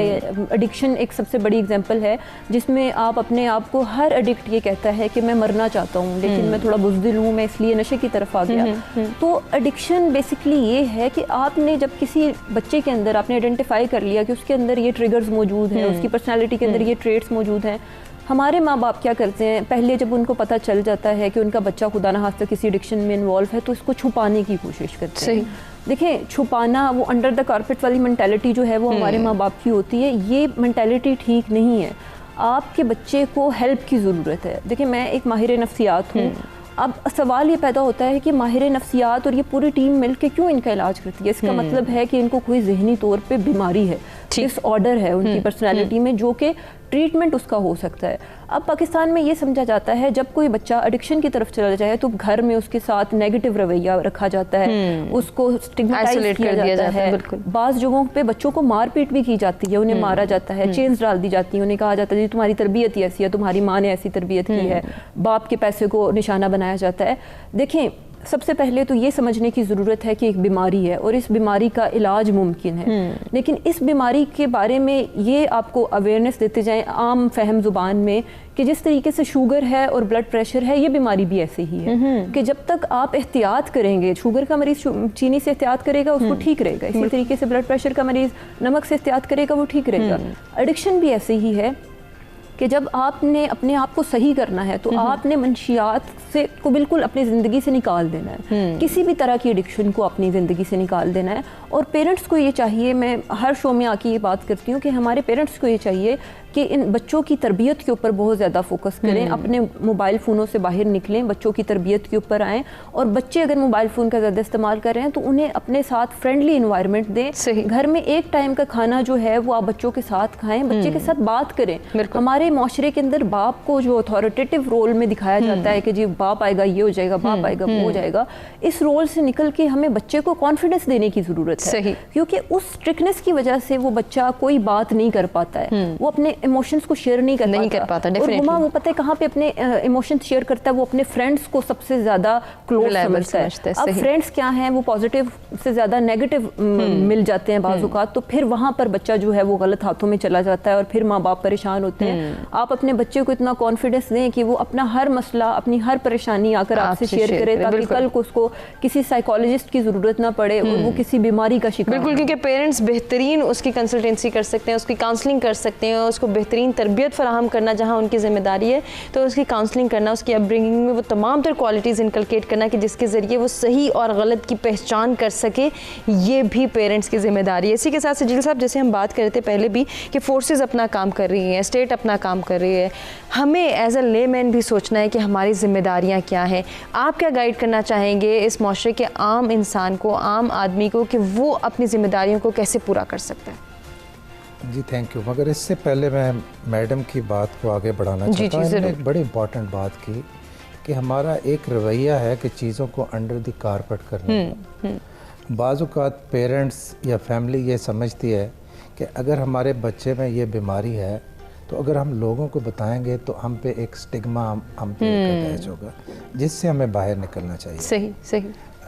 हम बहुत ज़्यादा, हमने पेरेंट्स की बात की, उन पे बहुत ज़्यादा रिस्पॉन्सिबिलिटी आती है, मगर ये बात सिर्फ फैमिली की नहीं है, ये बात फैमिली के बाद गली मोहल्ले की है, उसके बाद यूनियन काउंसिल की है, उसके बाद तहसील लेवल पे, डिस्ट्रिक्ट लेवल पे, और फिर पॉलिसी लेवल पे, रादर इंटरनेशनल लेवल पे। मैं आपको बताऊं, ये इतना ग्रेव इशू है कि अगर हम वो तमाम डेथ्स देखें जो मुख्तलिफ़ किस्म की ड्रग्स के इस्तेमाल से हुई 2017 में, वो तकरीबन 5 लाख से ज़्यादा थी, और उनमें सिर्फ मंशियात की वजह से जो डेथ्स हुई वो तकरीबन 1,60,000 या 70,000 थी।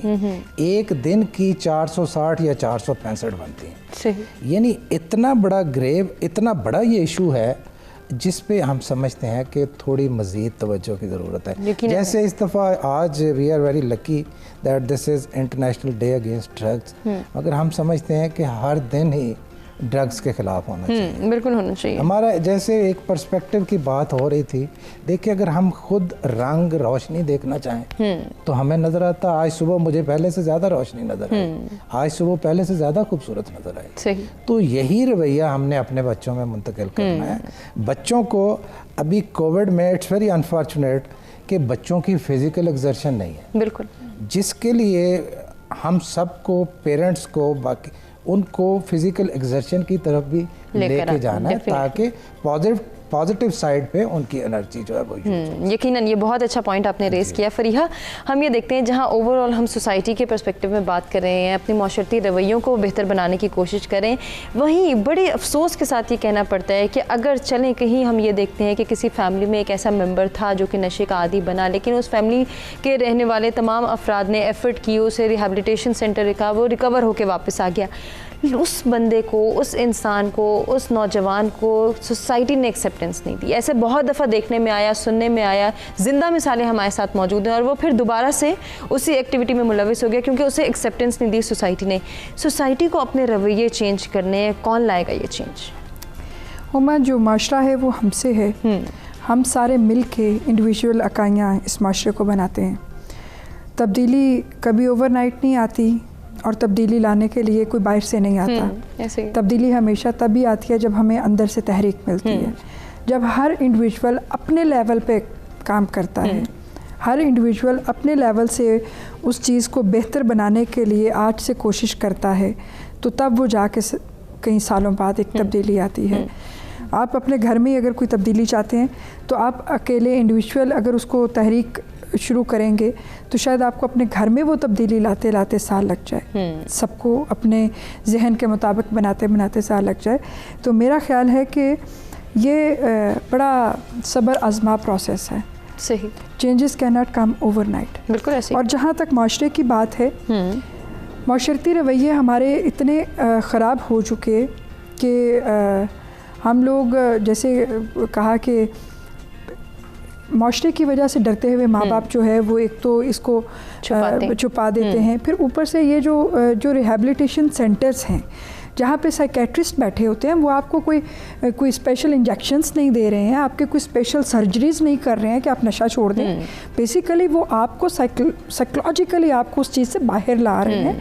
तो अगर किसी को कोई साइकेट्रिस्ट के पास ले जाएगा तो कहा जाता है कि वो तो साइकेट्रिस्ट के पास जा रहा है, वो तो पागल हो गया है। बिल्कुल ऐसे ही। मतलब ये वो रवैये हैं जो जिनसे हमें अब आहिस्ता आहिस्ता बाहर आना है। हमें बताना है कि साइकेट्रिस्ट जो हैं, जो साइकोलॉजी पढ़ के आए हुए हैं, ये जो हैं डॉक्टर्स हैं, ये कोई आपके दिमाग का ऑपरेशन नहीं कर रहे हैं। और इनके पास जाएंगे आप, आज इतनी फास्ट दुनिया है, इतनी फास्ट चल रही हैं चीज़ें कि किसी के पास टाइम नहीं है कि वो बैठे अपना दिल खोल के सुनाए और अगला बंदा उसको सुन के उसको कोई अच्छा मशवरा दे। किसी के पास इतना टाइम नहीं है। तो एटलीस्ट आप जाएं, आप रिहैबिलिटेशन सेंटर जाएं और वहाँ जाके आपको पता चले कि भाई अब कोई तो है जो मुझे सुन रहा है, जो इम्पोर्टेंस मेरी बातों को भी दे रहा है और मुझे अच्छी चीज़ें भी आगे से वो बता रहा है। बहुत सी अच्छी चीज़ें हमारे इर्द गिर्द होती हैं लेकिन हमें नज़र नहीं आ रही होती हैं। डेफिनेटली ऐसे। तो ये जो आपने कहा ना कि माशरा तो हम सब लोगों ने मिल के बनाना है। मैं अगर ड्राइव करते हुए आऊँगी और मैं सिग्नल पर गाड़ी रुकेगी और एक दरवाज़ा बजाएगा, वो बैगर, मैं उसके ऊपर से नीचे तक उसको वेयर अबाउट्स देखूंगी कि अच्छा ये तो नशे लग रहा है, तो मैं उससे सख्त नफरत करूंगी। अभी नशे भी तो भूखा हो सकता है ना, ऐसे वो उसको भी तो रोटी चाहिए हो सकती है ना। लाजमी तो नहीं है कि अगर वो नशई है तो वो बाकी वो सिर्फ नशा ही करेगा, बाकी उसके कोई ज़िंदगी की वो ज़रूरियात नहीं है। तो हमने उससे नफरत शुरू कर देनी। बिल्कुल ऐसे, नफरत करें नशे से। जी मुझे अगर इजाज़त है, मैं इसमें 2 लाइनर है। जी कर सर। हम ना बहुत ज़्यादा बात कर रहे हैं अवेयरनेस की, ट्रीटमेंट की, रिहैबिलिटेशन की और डिमांड रिडक्शन की, मगर आई रिक्वेस्ट कि we should equally give importance to supply reduction. एक बहुत देखें, सप्लाई रिडक्शन और डिमांड रिडक्शन एक बैलेंस है दोनों के। बिल्कुल ऐसे, बिल्कुल ऐसे। एंटी नारकोटिक्स फोर्स ने एक हेल्पलाइन बनाई 1415। ठीक, 24/7 ये मैन होती है। तो आपके चैनल के तवज्जुह से नाम भी ये है, सच बोलें जी। और बाय द वे इस दफ़ा जो 26 जून है, यूएन का स्लोगन भी ऑलमोस्ट यही है कि सच बोलें, ट्रू रिपोर्टिंग करें, सही बताएं।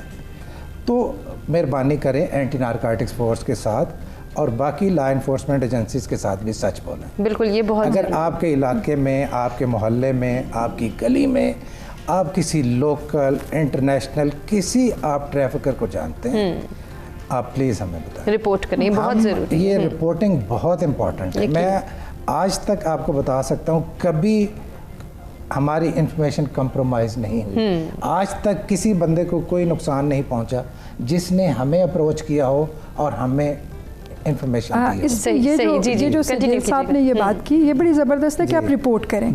अब बहुत से लोग सिर्फ इस वजह से डरते हुए रिपोर्ट नहीं करते क्योंकि जो ट्रैफिकर है वो बेसिकली कोई गुंडा, कोई बदमाश, कोई कंटुट्टा टाइप ही बंदा होता है। हम लोग उससे डरते हैं ऐसे ही, और इस डर के मारे भी वो कॉल नहीं करते हैं कहीं मेरी इन्फॉर्मेशन लीक ना हो जाए और उसके बाद मुझे इन फ्यूचर कोई नुकसान ना, वो सारा म्यूज़िक फेस करूँगा। तो खैर ये जो सर ने हेल्पलाइन बताई, दिस इज़ वेरी गुड। ये एक नई इन्फॉर्मेशन है मेरे लिए भी, 1415। इसको तो ज़्यादा से ज़्यादा इसको मेरा ख्याल है बिल्कुल इसकी बहुत ज़रूरत है कि हम रिपोर्ट भी करें और अपनी जिम्मेदारियों को पूरा करने की जहां हम बात करें तो ये एक एफर्ट हो सकती है, एक जिम्मेदारी को पूरा करने का एक किरदार हो सकता है। आप अपनी बात ही मुकम्मल कीजिए फरीहा जी। हम उस वक़्त हम आई होप हम बात कर रहे थे बच्चों के हवाले के बच्चों को किस तरह से जो है हम इन चीज़ों से हम वो बचा भी सकते हैं, माहौल को किस तरह से बेहतर कर सकते हैं। तो बात हो रही थी कि हम माशरा जो है, माशरा बच्चे हमसे सीखते हैं, माशरा हमसे है, हमें अपने लेवल पे अपने रवैयों शुरू करना है और बिल्कुल डिसाइड नहीं होना कि मैं अकेले मेरे कर लेने से क्या होगा। जब आप गाड़ी में बैठे हो, आपके साथ आपकी फैमिली बैठी है, 4 लोग बैठे हैं, तो ठीक है। मैंने अब देखा कि स्मोक फ्री सिटीज़ हो रहे हैं। सिगरेट जिसको एक बिल्कुल भी बुरी चीज़ नहीं समझा जाता था, अब उसको एक बुरी चीज़ समझा जाने लग गया। और फिर वो एक अब डेजिग्नेटेड प्लेसेस कर दिया। कोई 5 स्टार होटल है तो उसमें भी एक कॉर्नर होता है स्मोक फ्री, मतलब स्मोक कॉर्नर होता है कि आप वहाँ पे जाएं। और बहुत से लोग, अगर कोई स्मोकर्स हैं भी, वो किसी कॉन्फ्रेंस में वहाँ से वो उस कॉर्नर में जा रहे होते हैं, या पार्क्स हैं या पब्लिक ट्रांसपोर्ट्स हैं, या वो अगर इनको स्मोक फ्री कर देंगे ना, तो वो देख के भी जो किसी को तहरीक आना। और फिर जब आप जाएं कि जी अच्छा वो स्मोकिंग जोन है, तो बहुत से लोग इसलिए भी स्मोकिंग छोड़ देते हैं कि कौन अब इतनी दूर जाए स्मोकिंग जोन के लिए, और वो अब फैमिली का टाइम है। और ये तो ये चीज़ है ना कि ये छोटी छोटी चीज़ें हैं जो बच्चे हमसे सीखते हैं।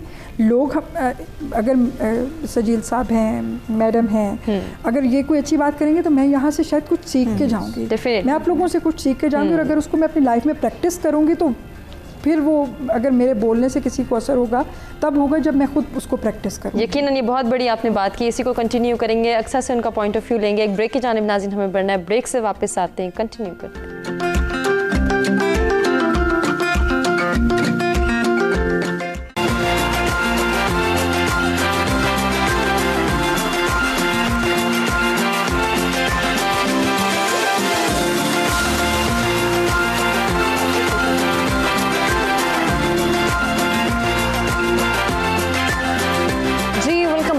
सवेरा में एक मरतबा फिर से आपको कहेंगे खुशामदीद। मंशियात के खात्मे का आलमी दिन मनाया जा रहा है आज, और इस दिन को मनाने का जो मकसद है उसको हम कोशिश करें कि उजागर करें, अवेयरनेस क्रिएट करें अपनी सोसाइटी में। और मंशियात के खात्मे के लिए एक किरदार अदा करना हम सबकी ज़िम्मेदारी है। हम ये ज़िम्मेदारी कैसे पूरी कर सकते हैं, इस पर हम ब्रेक पे जाने से पहले बात कर रहे थे, उसी को कंटिन्यू करेंगे, अक्सा से जानेंगे।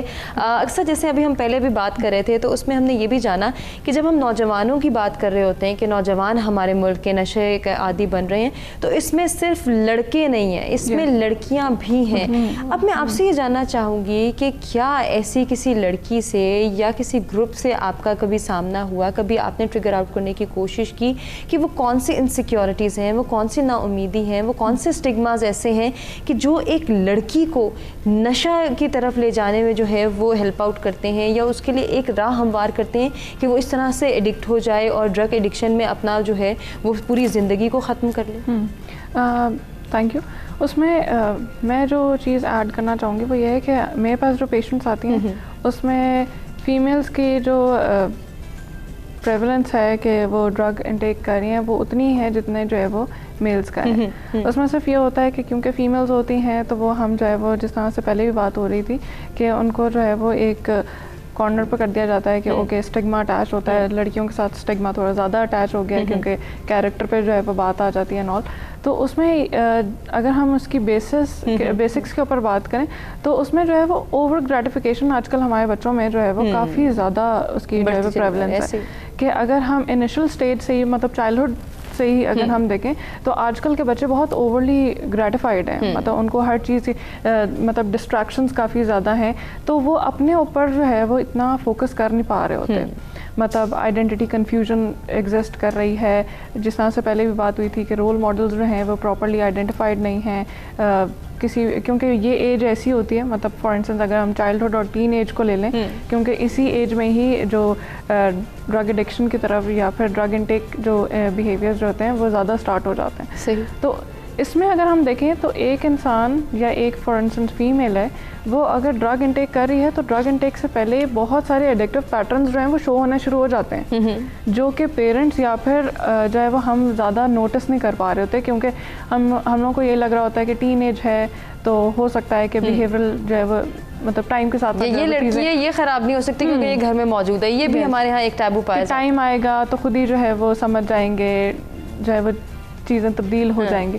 सो उसमें होता है कि हम बहुत सारी चीज़ें जो है वो जो बेसिक्स होते हैं वो हम इग्नोर कर रहे होते हैं, जिसकी वजह से जब मसला जो है वो काफ़ी जब हमारे हाथों से बाहर निकल जाता है और चीज़ें जब अनकंट्रोलेबल हो जाती हैं तो फिर वो जाके जो है वो प्रोफेशनल हेल्प लेते हैं। और स्पेशली अगर लड़कियों की बात करें तो तब तो वो बिल्कुल ही एक्सट्रीम लेवल पे जब बॉटम हिट कर चुके होते हैं तो फिर ही हमारे पास जो है वो ज़्यादातर फीमेल पेशेंट्स आ रही होती हैं कि जब उनका साइकोलॉजिकल बिल्कुल डिटेरियोरेशन की तरफ वो चली जाती हैं या फिर जो है वो फिज़िकली वो बिल्कुल विड्रॉल और उसका इतना ज़्यादा सवेयर हो गया है कि अब वो मैनेज नहीं हो रहा, जिसकी वजह से वो फिर जो है वो रिहैबिलिटेशंस की तरफ जो है वो आ जाते हैं। तो उसमें फिर ये हो जाता है कि हमारे पास जो ट्रीटमेंट जो फैसिलिटीज़ होती हैं उसमें हम अगर ट्रीटमेंट की बात करें नहीं, उससे पहले अगर मैं आपसे जानना चाहूँ कि जो लोग जिस तरह से अब हम फीमेल्स की बात कर रहे हैं, अगर कोई नौजवान लड़का या लड़की जो ड्रग एडिक्शन में मुब्तला है, उसके जो एसोसिएटेड लोग हैं, जो उसके एसोसिएशन में हैं, जो उसके मुंसलिक अफराद हैं, जो उसके पेरेंट्स भी हो सकते हैं, उसके सिबलिंग्स भी हो सकते हैं, उसका कोई भी फैमिली मेम्बर हो सकता है जो कि कंसल्टेशन के लिए, काउंसलिंग के लिए अब आपके पास ले आया,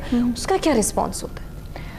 इनिशियल फेज़ में जो है वो नो डाउट बहुत सारे पेशेंट फैमिलीज़ जो हैं जब हमारे पास आती हैं तो वो ओपन अप हो रही होती हैं, बट स्टिल डिनाइल जो है वो एग्जिस्ट करता है बहुत सारे मामलों में, जिस तरह से क्योंकि डेफिनेटली इनेबलिंग जो है वो चल रही होती है घर में, जिस तरह से अम्मियाँ जो हैं वो फॉर इंस्टेंस पैसे दे रही हैं और जो है वो चीज़ों को छुपा रहे हैं, या फिर जो फादरली जो फिगर्स होते हैं या फिर जो अथॉरिटी फिगर्स हैं वो जो है वो ज़्यादातर जो है वो प्रोवोकिंग एंड पे होते हैं कि जिस तरह से टॉन्ट कर दिया, डांट दिया, बिल्कुल ही जो है वो जो फैसिलिटीज़ दी हुई थी वो छीन ली कि बिल्कुल ही बंद कर दें, लॉक में रहें या फलाना फलाना।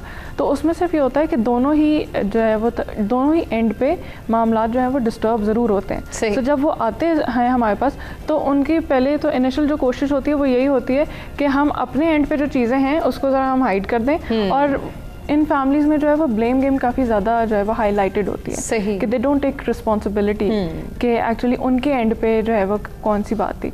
तो इसलिए हमारा जो फॉर इंस्टेंस हम ट्रीटमेंट की फैसिलिटी जो हम जो ट्रीटमेंट प्रोवाइड भी कर रहे होते हैं उसमें ज़्यादा जो है वो फैमिली एजुकेशन होती है कि फैमिली अगर चेंज लेके आती है तो फिर वो एक इम्पैक्ट क्रिएट करती है। बिल्कुल, वो फिर ओवरऑल अल्टीमेटली सोसाइटी पे ही इम्पैक्ट क्योंकि सिस्टम जो है जो फैमिली के अंदर जो एक सिस्टम एग्जिस्ट कर रहा होता है वो पूरा ही सिस्टम जो है वो डिसफंक्शनल हुआ होता है। सही। सो जब तक वो सिस्टम जो है वो स्टेबल नहीं होगा, आप सिर्फ एक जो इंडिविजुअल है उसको आप ठीक नहीं कर सकते। यकीनन ऐसे ही, ठीक है, बिल्कुल। सो वो पूरे के पूरे सिस्टम के ऊपर जो है पूरे सर्कल को मेंटेन करना, उसको जो है वो ठीक करना, उसकी काउंसलिंग करना बहुत ज़रूरी है। जैसे कि सिद्रा ट्रीटमेंट के हवाले से बात हो रही है तो मैं आपसे भी यही डिस्कशन कंटिन्यू करना चाहूँगी। अब एक फैमिली के अंदर एक नौजवान लड़का या लड़की या बच्चा वो ट्रिगर आउट हो गया, ऐसा भी हो सकता है कि एक लड़की को ही पता चले कि उसका स्पाउस जो है वो ड्रग एडिक्शन में मुलव्वस है, ट्रिगर आउट हो गया, अब क्या करना है, कौन सा किरदार अदा करना है, कैसे काउंसलिंग की जानिब जाना है और फिर ट्रीटमेंट क्या होगा, उसके हवाले से मैं आपसे जानना चाहूँगी। बिल्कुल हुमा, ट्रीटमेंट को लेके बहुत से स्टिग्मास अटैच हैं, बहुत से टैबूज अटैच हैं कि पता नहीं हम इसको इलाज के लिए भेजेंगे तो इसके साथ क्या हो जाएगा।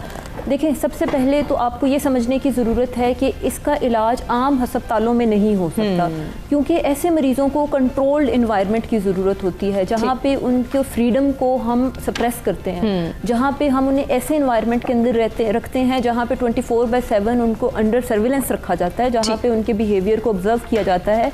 अब ये देखने में आया है कि ये जो बच्चे होते हैं या कोई भी शख्स जो नशे के अंदर आ गया वो अपने घर वालों से ये तकाजा करता है कि मैं घर पे रह के नशा छोड़ दूंगा। अब उसने उस कमरे के अंदर कहीं ना कहीं कोई चीज़ छुपा कर रखी होती है, कहीं ना कहीं कोई वे आउट रखा होता है जहाँ से वो दोबारा घर वालों को दोबारा से धोखाधड़ी की तरफ लेके चला जाता है। तो यहाँ पर आपको ये समझना चाहिए कि बच्चे को आपने निकालना है और ऐसे रिहैबिलिटेशन सेंटर में लेके जाएं जहाँ पे कंट्रोल एनवायरनमेंट हो, जहाँ पे बच्चे को अंडर सुपरविजन रखा जाए। और ट्रीटमेंट इसका कोई ऐसा नहीं है कि खुदा ना खास्ता कोई सर्जिकल प्रोसीजर्स हैं या बहुत ही कोई जंजीरें डाल के बंद कर दिया जाएगा। बहुत सारे ऐसे टैबूज हैं जो हम देखते हैं, लोग सोच के बैठ जाते हैं। बहुत से सेंटर ऐसे हैं यहाँ पे भी कि जो ऐसी चीज़ें प्रैक्टिस कर रहे हैं। आपने आइडेंटिफाई करना है कि आपने बच्चे को ऐसे सेंटर के अंदर लेके जाना है जहाँ पर उसकी साइकोलॉजिकल हेल्थ को फोकस किया जाए, उसकी हेल्थ को फोकस किया जाए, उसकी इमोशनल हेल्थ को फोकस किया जाए, क्योंकि ऐसे जो इंडिविजुअल हैं उनकी हर डायमेंशन जो लाइफ की है वो डिस्टर्ब होती है।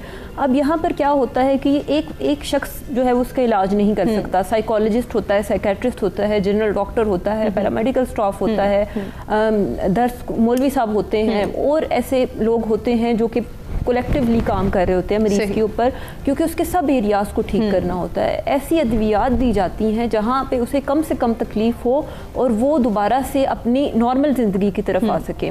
इलाज का जो तरीक़ाकार है वो ये कि मिनिमम 90 डेज़ लगते हैं। यहाँ पर अब बहुत से लोग ऐसे हैं जो कहते हैं हम 10 दिन का इलाज करते हैं, महीने का। देखें, आपकी ये जो साइंटिफिक रिसर्च ये कहती है कि आपके जिस्म के अंदर कोई भी केमिकल जो है उसको 90 दिन लगते हैं डिटॉक्स होने में। तो इसका एक प्रोसीजर है कि विड्रॉल में पहले मरीज़ जाएगा, फिर इसकी डिटॉक्सिफिकेशन होगी। 45 डेज़ लगते हैं मरीज़ की नींद और भूख ठीक होने में। और फिर उसके बाद आप उसको वो हमारे और आपकी तरह सोचने के काबिल होता है। फिर आपने उसकी काउंसलिंग करनी होती है, उसकी साइकोथेरेपी करनी होती है, उसकी कैरेक्टर बिल्डिंग, उसकी पर्सनैलिटी बिल्डिंग पे काम करना होता है। तो ये एक ऐसा प्रोसीजर है। यहाँ पर हुमा ये भी ज़रूरी है कि जो पहला इलाज है वो मरीज़ की ज़िंदगी का बहुत अहम इलाज है।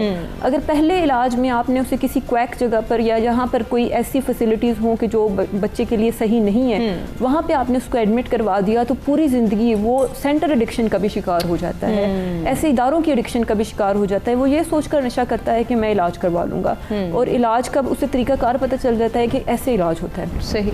तो आप अपने पहले इलाज के ऊपर बहुत ज़्यादा फोकस करें और आइडेंटिफाई करें ऐसे लोगों को जो कि क्वालिटी सर्विसेज प्रोवाइड करते हैं, और ये देखें कि आपकी बच्चे की जो जहनी सेहत है वो बहुत ज़्यादा अहम है। और ऐसे इदारे में भी मत भेजें खुदारा जहाँ पर ये कहा जाता है कि सिगरेट दी जाती है, नस्वार दी जाती है, क्योंकि ये भी नशे के अंदर ही शुमार किए जाते हैं। तो आपने अपने बच्चे को ऐसे इदारे के अंदर भेजना है जहाँ पे ड्रग फ्री इन्वायरमेंट हो, इवन के स्मोक फ्री इन्वायरमेंट हो, ताकि बच्चे को हम जिस्मानी तौर पर, जहनी तौर पर, जज्बाती तौर पर, रूहानी तौर पर और जिनसी तौर पे हर लिहाज से हम उसे ठीक करें, ताकि वो माशरे का एक प्रोडक्टिव शहरी बन के इस माशरे के अंदर अपना रोल प्ले करे। बिल्कुल, ये बहुत ज़रूरी है। थोड़ा सा कुछ ऐड करना चाहूँगी। ये बात उन्होंने काफ़ी अच्छी की है, मगर उसमें जो है वो फैमिलीज़ का जो रोल होता है ना, जब भी वो किसी भी फैसिलिटी को जो है वो सर्च कर रहे होते हैं, क्योंकि मैल प्रैक्टिसेस जो है वो एग्जिस्ट करती हैं। ठीक है। उसमें फैमिलीज़ का जो ज़्यादा फोकस होता है वो इस पर होता है कि अच्छा खाने को क्या दे रहे हैं, रूम कैसा होगा, या फिर उनका होता है कि अच्छा फिज़िकल एक्टिविटीज़ के लिए कौन कौन सी जगहें हैं, या क्या क्या जो है वो चीज़ें प्रोवाइड की जा रही हैं। हालांकि हमारा जो फोकस होना चाहिए वो साइकोलॉजिकल हेल्थ के ऊपर होना चाहिए कि आप ट्रीटमेंट क्या दे रहे हैं, क्योंकि वहाँ पे वो किसी रिजॉर्ट में या अपने किसी वेकेशंस पे नहीं वो जा रहे हैं, पर डेफिनेटली वो एक एजेंडा लेके जा रहे हैं, विच इज़ कि आपने ट्रीटमेंट लेना है, और वो भी साइकोलॉजिकल लेना है। तो उसमें जो एक मैं पॉइंट जो ऐड करना चाहती हूँ वो ये था कि ज़्यादातर फैमिलीज़ का फोकस जो है वो सिर्फ और सिर्फ इन बेसिक्स के ऊपर होता है। हालांकि ट्रीटमेंट जो है वो डेफिनेटली ये चीज़ें मैटर करती हैं, मगर मेन फोकल जो पॉइंट है वो हमारा इन चीज़ों से बाहर निकलना चाहिए। उसमें ज़रूर हमें देखना चाहिए कि एक्चुअली जो ट्रीटमेंट है वो प्रोवाइड करने वाले उनकी अपनी जो है वो क्वालिफिकेशन क्या है, उनकी अपनी एक्सपर्टीज़ क्या है, जो ट्रीटमेंट है वो फॉलो मतलब स्केड्यूल क्या है, मतलब किसको वो जो है वो टारगेट कर रहे हैं, प्रोग्राम कौन सा है जो कि वो फॉलो कर रहे हैं, मतलब डिफरेंट ट्रीटमेंट मॉडल्स होते हैं, फैमिली का क्या रोल होगा ट्रीटमेंट में, मीटिंग्स का क्या होगा। तो ये बहुत सारी चीज़ें होती हैं जो कि फैमिलीज जो हैं वो स्किप कर देती हैं, क्योंकि उनका फोकस होता है, क्योंकि वो लैक ऑफ अवेयरनेस जो है वो एग्जिस्ट करती है, तो इस वजह से वो फिर क्वेश्चनिंग भी वैसी करते हैं। तो इसमें ये भी अवेयरनेस के लिए बहुत ज़रूरी है कि वो डिमांड कर सकें कि हमारे पेशेंट के साथ किस तरह से ट्रीट किया जा रहा है, या उसका जहाँ पे ट्रीटमेंट हो रहा है आया वो रिलायबल ऑर्गेनाइजेशन है या नहीं। बहुत सारी ऐसी चीज़ें भी जानना बहुत ज़रूरी है। सजील साहब, जैसे कि हम पहले बात कर रहे थे कि हम जहाँ डिमांड को रोकने की बात करें, डिमांड को रेजिस्ट करने की बात करें, वहीं हमें सप्लाई पे भी देखना है कि सप्लाई कहाँ से रेजिस्ट हो सकती है, कहाँ से कंट्रोल हो सकती है। हम ये देखते हैं जब हम ये बात करते हैं कि हमारी नौजवान नस्ल जो है वो फैशन के तौर पे नशे की आदी बन रही है, तो उसमें उनको फैशन की जानिब लेके कौन आ रहा है? कौन सी ऐसी इंडस्ट्री है जो आए दिन कुछ ना कुछ ऐसा इंट्रोड्यूस कराती है, फिर उसकी एडवर्टीजमेंट होती है कि हमारी नौजवान नस्ल उससे अट्रैक्ट होती है। कभी इलेक्ट्रॉनिक सिगरेट के नाम पे हम देखते हैं, कभी वेप के नाम पे देखते हैं, हमें ऐसे ऐसे गैजेट्स इंट्रोड्यूस कराए जाते हैं कि फिर बच्चा ना चाहते हुए भी उनकी तरफ उसकी एक अट्रैक्शन डेवलप होती है, और फिर वो उनका आदी बन जाता है, और फिर बनते बनते वो इस नहज पे आ जाता है कि फिर उसके लिए कोई भी एडिक्शन मैटर नहीं करती। तो ऐसी इंडस्ट्रीज़ को, ऐसी जो है वो कम्युनिटीज़ को कंडेम करना, उनको रोकना, उनको कंट्रोल करना कितना ज़रूरी है? जी मैडम, आपने बहुत अच्छा ये क्वेश्चन किया है। इसका जवाब देने से पहले मैं इस बात में ज़रूर इजाफा करूँगा, जैसे ट्रीटमेंट की बात हो रही थी कि एंटी नारकोटिक्स फोर्स ने कुछ model addiction and treatment centre बनाए हैं जो बाकियों के लिए एज गाइड का रोल प्ले करते हैं। ठीक, इस वक्त हमारा कराची में है, सक्कर में है, हैदराबाद में है, इस्लामाबाद में है, इसको हम मज़ीद एक्सपेंड कर रहे हैं। और इसमें कई हज़ार लोग अब तक सक्सेसफुली ट्रीट हो चुके हैं। ठीक। इसके अलावा हमने जो एक्सपर्ट्स हैं उनकी UNODC के कोऑपरेशन से उनकी ट्रेनिंग भी कराई so that they would be a better treatment expert. ठीक। आप बात कर रही थी सप्लाई रिडक्शन की, मैं इस बात से शुरू करूँगा। मैं आज एंटी नारकोटिक्स फोर्स और दूसरे इदारों के लिए जो बहुत ज़्यादा चैलेंजेस हैं उनकी बात बिल्कुल नहीं करूँगा, मगर आपको ये ज़रूर बताऊँगा कि ये क्राइम सोसाइटी के अगेंस्ट है, किसी इंडिविजुअल के अगेंस्ट नहीं। इसके मुख्तलिफ लेवल्स हैं। स्टार्टिंग फ्राम आप देखें, एक गली मोहल्ले का सप्लायर है जिसको हम पेडलर कहते हैं, उसके बाद एक कोई होलसेल सप्लायर है, उसके बाद कोई एक इंटर प्रोविंस कोई बंदा उसकी तरसील कर रहा है, सही। कुछ ऐसे हैं जो इंटरनेशनल लेवल पे ट्रैफिकिंग कर रहे हैं, कुछ फैसिलिटेट कर रहे हैं, कुछ पैसे को इधर से उधर कर रहे हैं, और कुछ कैरियर्स हैं, कुछ मास्टरमाइंड्स हैं। एंटी नारकोटिक्स फोर्स बुनियादी तौर पे स्ट्रेटजिक लेवल पे बड़े पैमाने पे ऑपरेशंस करती है, मगर कोशिश करती है कि मैक्सिमम वो बेनिफिट कर सके to eradicate drugs from the streets as well. आपने ये बताया कि ये लोग कैसे हैं। ये लोग ऐसे हैं जिनसे सोसाइटी को नफरत करनी चाहिए। मैंने पहले कहा सच बोला है। सही। इधर उधर बहुत पता होता है कौन से बंदे हैं। एंटी नारकोटिक्स फोर्स एक छोटी सी फोर्स है जिसकी अचीवमेंट्स बेशुमार हैं। अब ड्रग क्राइम को इफेक्टिवली रोकने के लिए, जैसे मैडम ने लॉ की बात की, हमारा एक बड़ा आइडियल लॉ है और उसको हम बड़ा इफेक्टिवली इम्प्लीमेंट कर रहे हैं। सही। हम सिर्फ मंशियात के सेल करने वाले या उसकी तरसील करने वाले या बनाने को नहीं वाले को नहीं पकड़ते। सही। हम उन्होंने जो मंशियात से नाजायज़ असासे बनाए हैं, जिनको देख के दूसरे लोग भी इस क्राइम की तरफ आते हैं, वो भी हमारे लॉ में मौजूद है और हम उनकी एसेट्स इन्वेस्टिगेशन करके कोर्ट में केस। ये बहुत अच्छा इनिशिएटिव है, इसी को कंटिन्यू करेंगे, डिस्कशन को आगे बढ़ाएंगे। एक ब्रेक की जाने बड़े, ब्रेक से वापस आते कंटिन्यू करेंगे।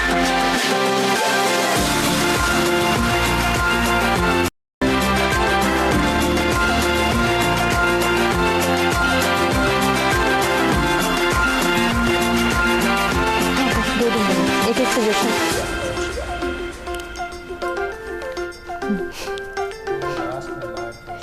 जी वेलकम बैक। एक मरतबा फिर से सच सवेरा में आपको कहेंगे खुश आमदीद। हम गुफ्तगू कर रहे हैं मंशियात के ख़ात्मे के आलमी दिन के हवाले से। इस दिन को मनाने का जो मकसद है उसको उजागर करना हम सब की ज़िम्मेदारी है कि हम मंशियात के ख़ात्मे के लिए अपना किरदार अदा करें, अपनी ज़िम्मेदारियों को समझें और फिर उनको पूरा करने की कोशिश करें। किस तरह से अपनी ज़िम्मेदारियों को समझा जा सकता है, इसके लिए मुख्तलिफ सॉल्यूशंस और सजेशंस की जानिब हम बढ़ेंगे और अपने तमाम मेहमानों से गुजारिश करेंगे कि वो एक एक सजेशन भी दें और साथ ही साथ अपना मैसेज भी कंक्लूड करें आज के दिन की मुनासबत से कि हम आज के दिन अपनी ज़िम्मेदारियों को कैसे निभा सकते हैं, कैसे पूरा कर सकते हैं। सिर्फ अपने घर तक ही महदूद नहीं रहना, अपने गली, अपने मोहल्ले, अपनी सोसाइटी, ओवरऑल जब हम सोसाइटी की बात करते हैं तो यकीनन हम सब ने मिलकर इस माशरे के रवैयों को कंट्रोल करना है, इस माशरे की बुराइयों को, नाहमवारियों को कंट्रोल करना है। इसमें हमने ब्लेम गेम नहीं करनी या किसी एक को जो है वो नहीं कहना कि वही अपना किरदार अदा करे।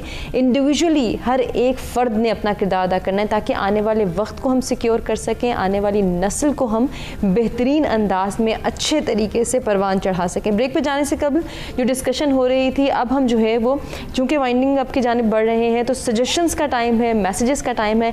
अक्सर मैं आपसे स्टार्ट लेना चाहूँगी, क्या सजेस्ट करेंगी, क्या मैसेज देना चाहेंगी? ओवरऑल जब आज की डिस्कशन को हम कंक्लूड करना चाहेंगे तो यकीनन हमें अपनी ज़िम्मेदारियों को पूरा करना है। सिर्फ 1 घंटा, 2 घंटे, 3 घंटे बैठ के बात नहीं करना या सिर्फ एक दिन नहीं मनाना, बल्कि जब हम बात करते हैं कि ओवरऑल पूरा साल ही हमने ये सोचना भी है, देखना भी है कि हम अपनी सोसाइटी को कैसे सिक्योर कर सकते हैं, आने वाले वक्त को कैसे बेहतरी की जानिब ले जा सकते हैं। तो हर रोज़ हमें जो है वो मंशियात के ख़ात्मे का आलमी दिन मनाना है।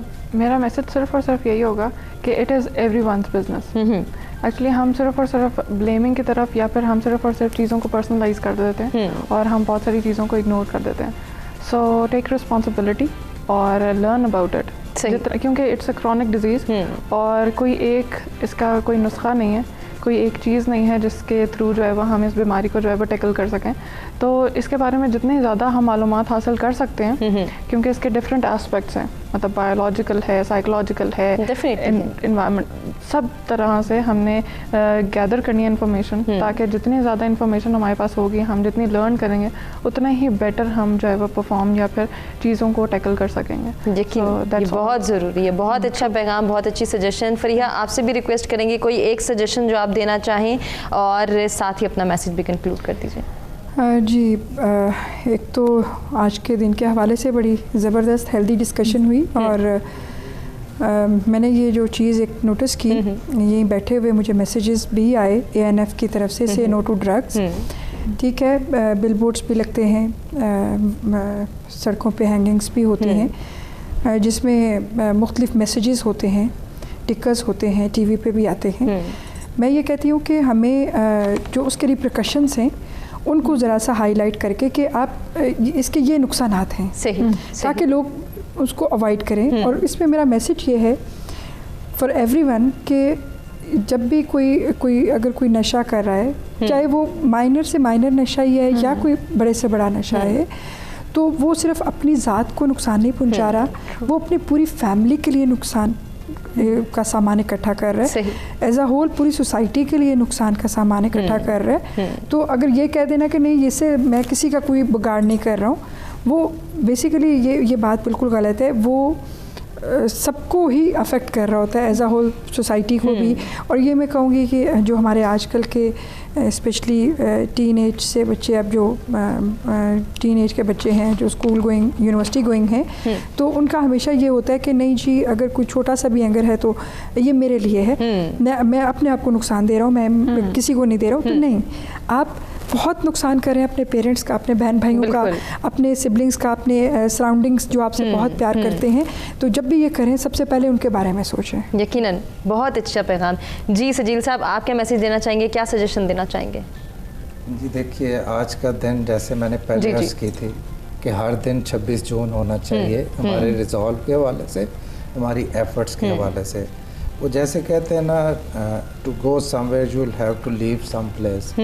तो अगर हम ये सोचें कि हमने आज के दिन से कुछ करना है और करते रहना है, जैसे मैंने पहले गुजारिश की कि ये एक बहुत इम्पॉर्टेंट सेगमेंट है कि हमारी सोसाइटी एंटी नारकोटिक्स फोर्स और लॉ इन्फोर्समेंट एजेंसी से कोऑपरेट करे और उनके साथ इंफॉर्मेशन शेयर करे। बिल्कुल। हमारी जो ऑलरेडी बहुत ज़्यादा अचीवमेंट्स हैं वो मल्टीपल टाइम्स ज़्यादा हो सकती हैं। सही। तो we are open, we can be contacted any time, हम हर हेल्प के लिए तैयार। सही। और जैसे कि आपने पहले भी कहा कि ये प्राइवेट एंड कॉन्फिडेंशियल है, तो इसको मैं चाहूँगी एक मरतबा फिर से आप इंडोर्स कर दें, ताकि एक आम आदमी जो अगर कोई रिपोर्ट करना चाहता है, किसी के हवाले से बताना चाहता है कि यहाँ पे ट्रैफिकिंग हो रही है, वो खुले दिल के साथ जो है वो रिपोर्ट कर सके। बहुत जी, मैं आपको एक दफ़ा दोबारा बल्कि मैं रिक्वेस्ट करूँगा कि अगर आप नीचे टिकर में हमारी हेल्पलाइन चला दें, 1415 एंटी नारकोटिक्स फोर्स की हेल्पलाइन है।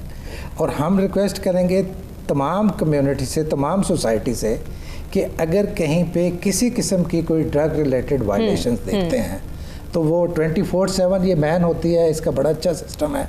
जो भी बंदा इंफॉर्मेशन देता है, मैंने पहले बताया था कि आज तक कभी एंटी नारकोटिक्स फोर्स की इंफॉर्मेशन कंप्रोमाइज नहीं हुई। सही। और हमें इंफॉर्मेशन देने वाले को कभी कोई नुकसान नहीं हुआ। बहुत खूब, बहुत हमारा अच्छा। साथ दें जी, और इंशाल्लाह कामयाबियाँ ही कामयाब। बिल्कुल। और जैसे कि हमारा आखिरी सी बात ये है कि we all should endeavour for happiness. पैसे की बजाय अगर हम खुशी के लिए एफर्ट करें तो शायद उसका बहुत ज़्यादा पॉजिटिव इम्पैक्ट होगा हमारी सोशल और साइकोलॉजिकल लाइफ। यकीनन होगा। और जैसे कि हम पहले भी बात कर चुके हैं कि ज़िंदगी से प्यार और नशे से इनकार, तो इसके लिए बहुत ज़रूरी है। एक सवाल सिद्रा मेरे जहन में आ रहा था कि हम जब नौजवान नस्ल की बात करते हैं, जो मैंने सजील साहब से भी कही थी, कि कहीं ना कहीं उनको फैसिनेट किया जा रहा है इस तरह के स्लोगन्स, एक दूसरे के साथ ये नारेबाजी शेयर करना। वो फिर बच्चे कहते हैं कि अच्छा, अगर मैंने ये नारा नहीं लगाया तो पता नहीं मैं कहाँ जाऊँगा। इनको भी डिस्करेज करना है। इसी पर सजेशन दीजिएगा और मैसेज भी कंक्लूड कीजिएगा। हुमा, आज के 26 जून के हवाले से आपके प्लेटफॉर्म के थ्रू मेरी एक रिक्वेस्ट है कि हमारे एजुकेशनल करिकुलम में खुदारा ऐड करें, नशे से मुतल्लिक, मंशियात के नुकसानात के मुतल्लिक एक मजमून ज़रूर ऐड करें। जितने मेरे हुकूमती इदारे हैं, एक शख्स की मौत हो या करोड़ों लोगों की मौत है, और हम अपना मुस्तकबिल जो है वो ख़राब कर रहे हैं। और एंड पे मेरा मैसेज जो है वो एक शेर की सूरत में है, जबर का मौसम कब बदलेगा, हम बदलेंगे तब बदलेगा, नशे से इनकार ज़िंदगी से प्यार। बिल्कुल, नशे से इनकार ज़िंदगी से प्यार। जी शेर जी फरमा दीजिए, फरमा दीजिए। कहते हैं कि कोई बात नहीं कोई शेर नया, कहने का जतन करते रहना। कोई बात नहीं कोई शेर नया, कहने का जतन करते रहना।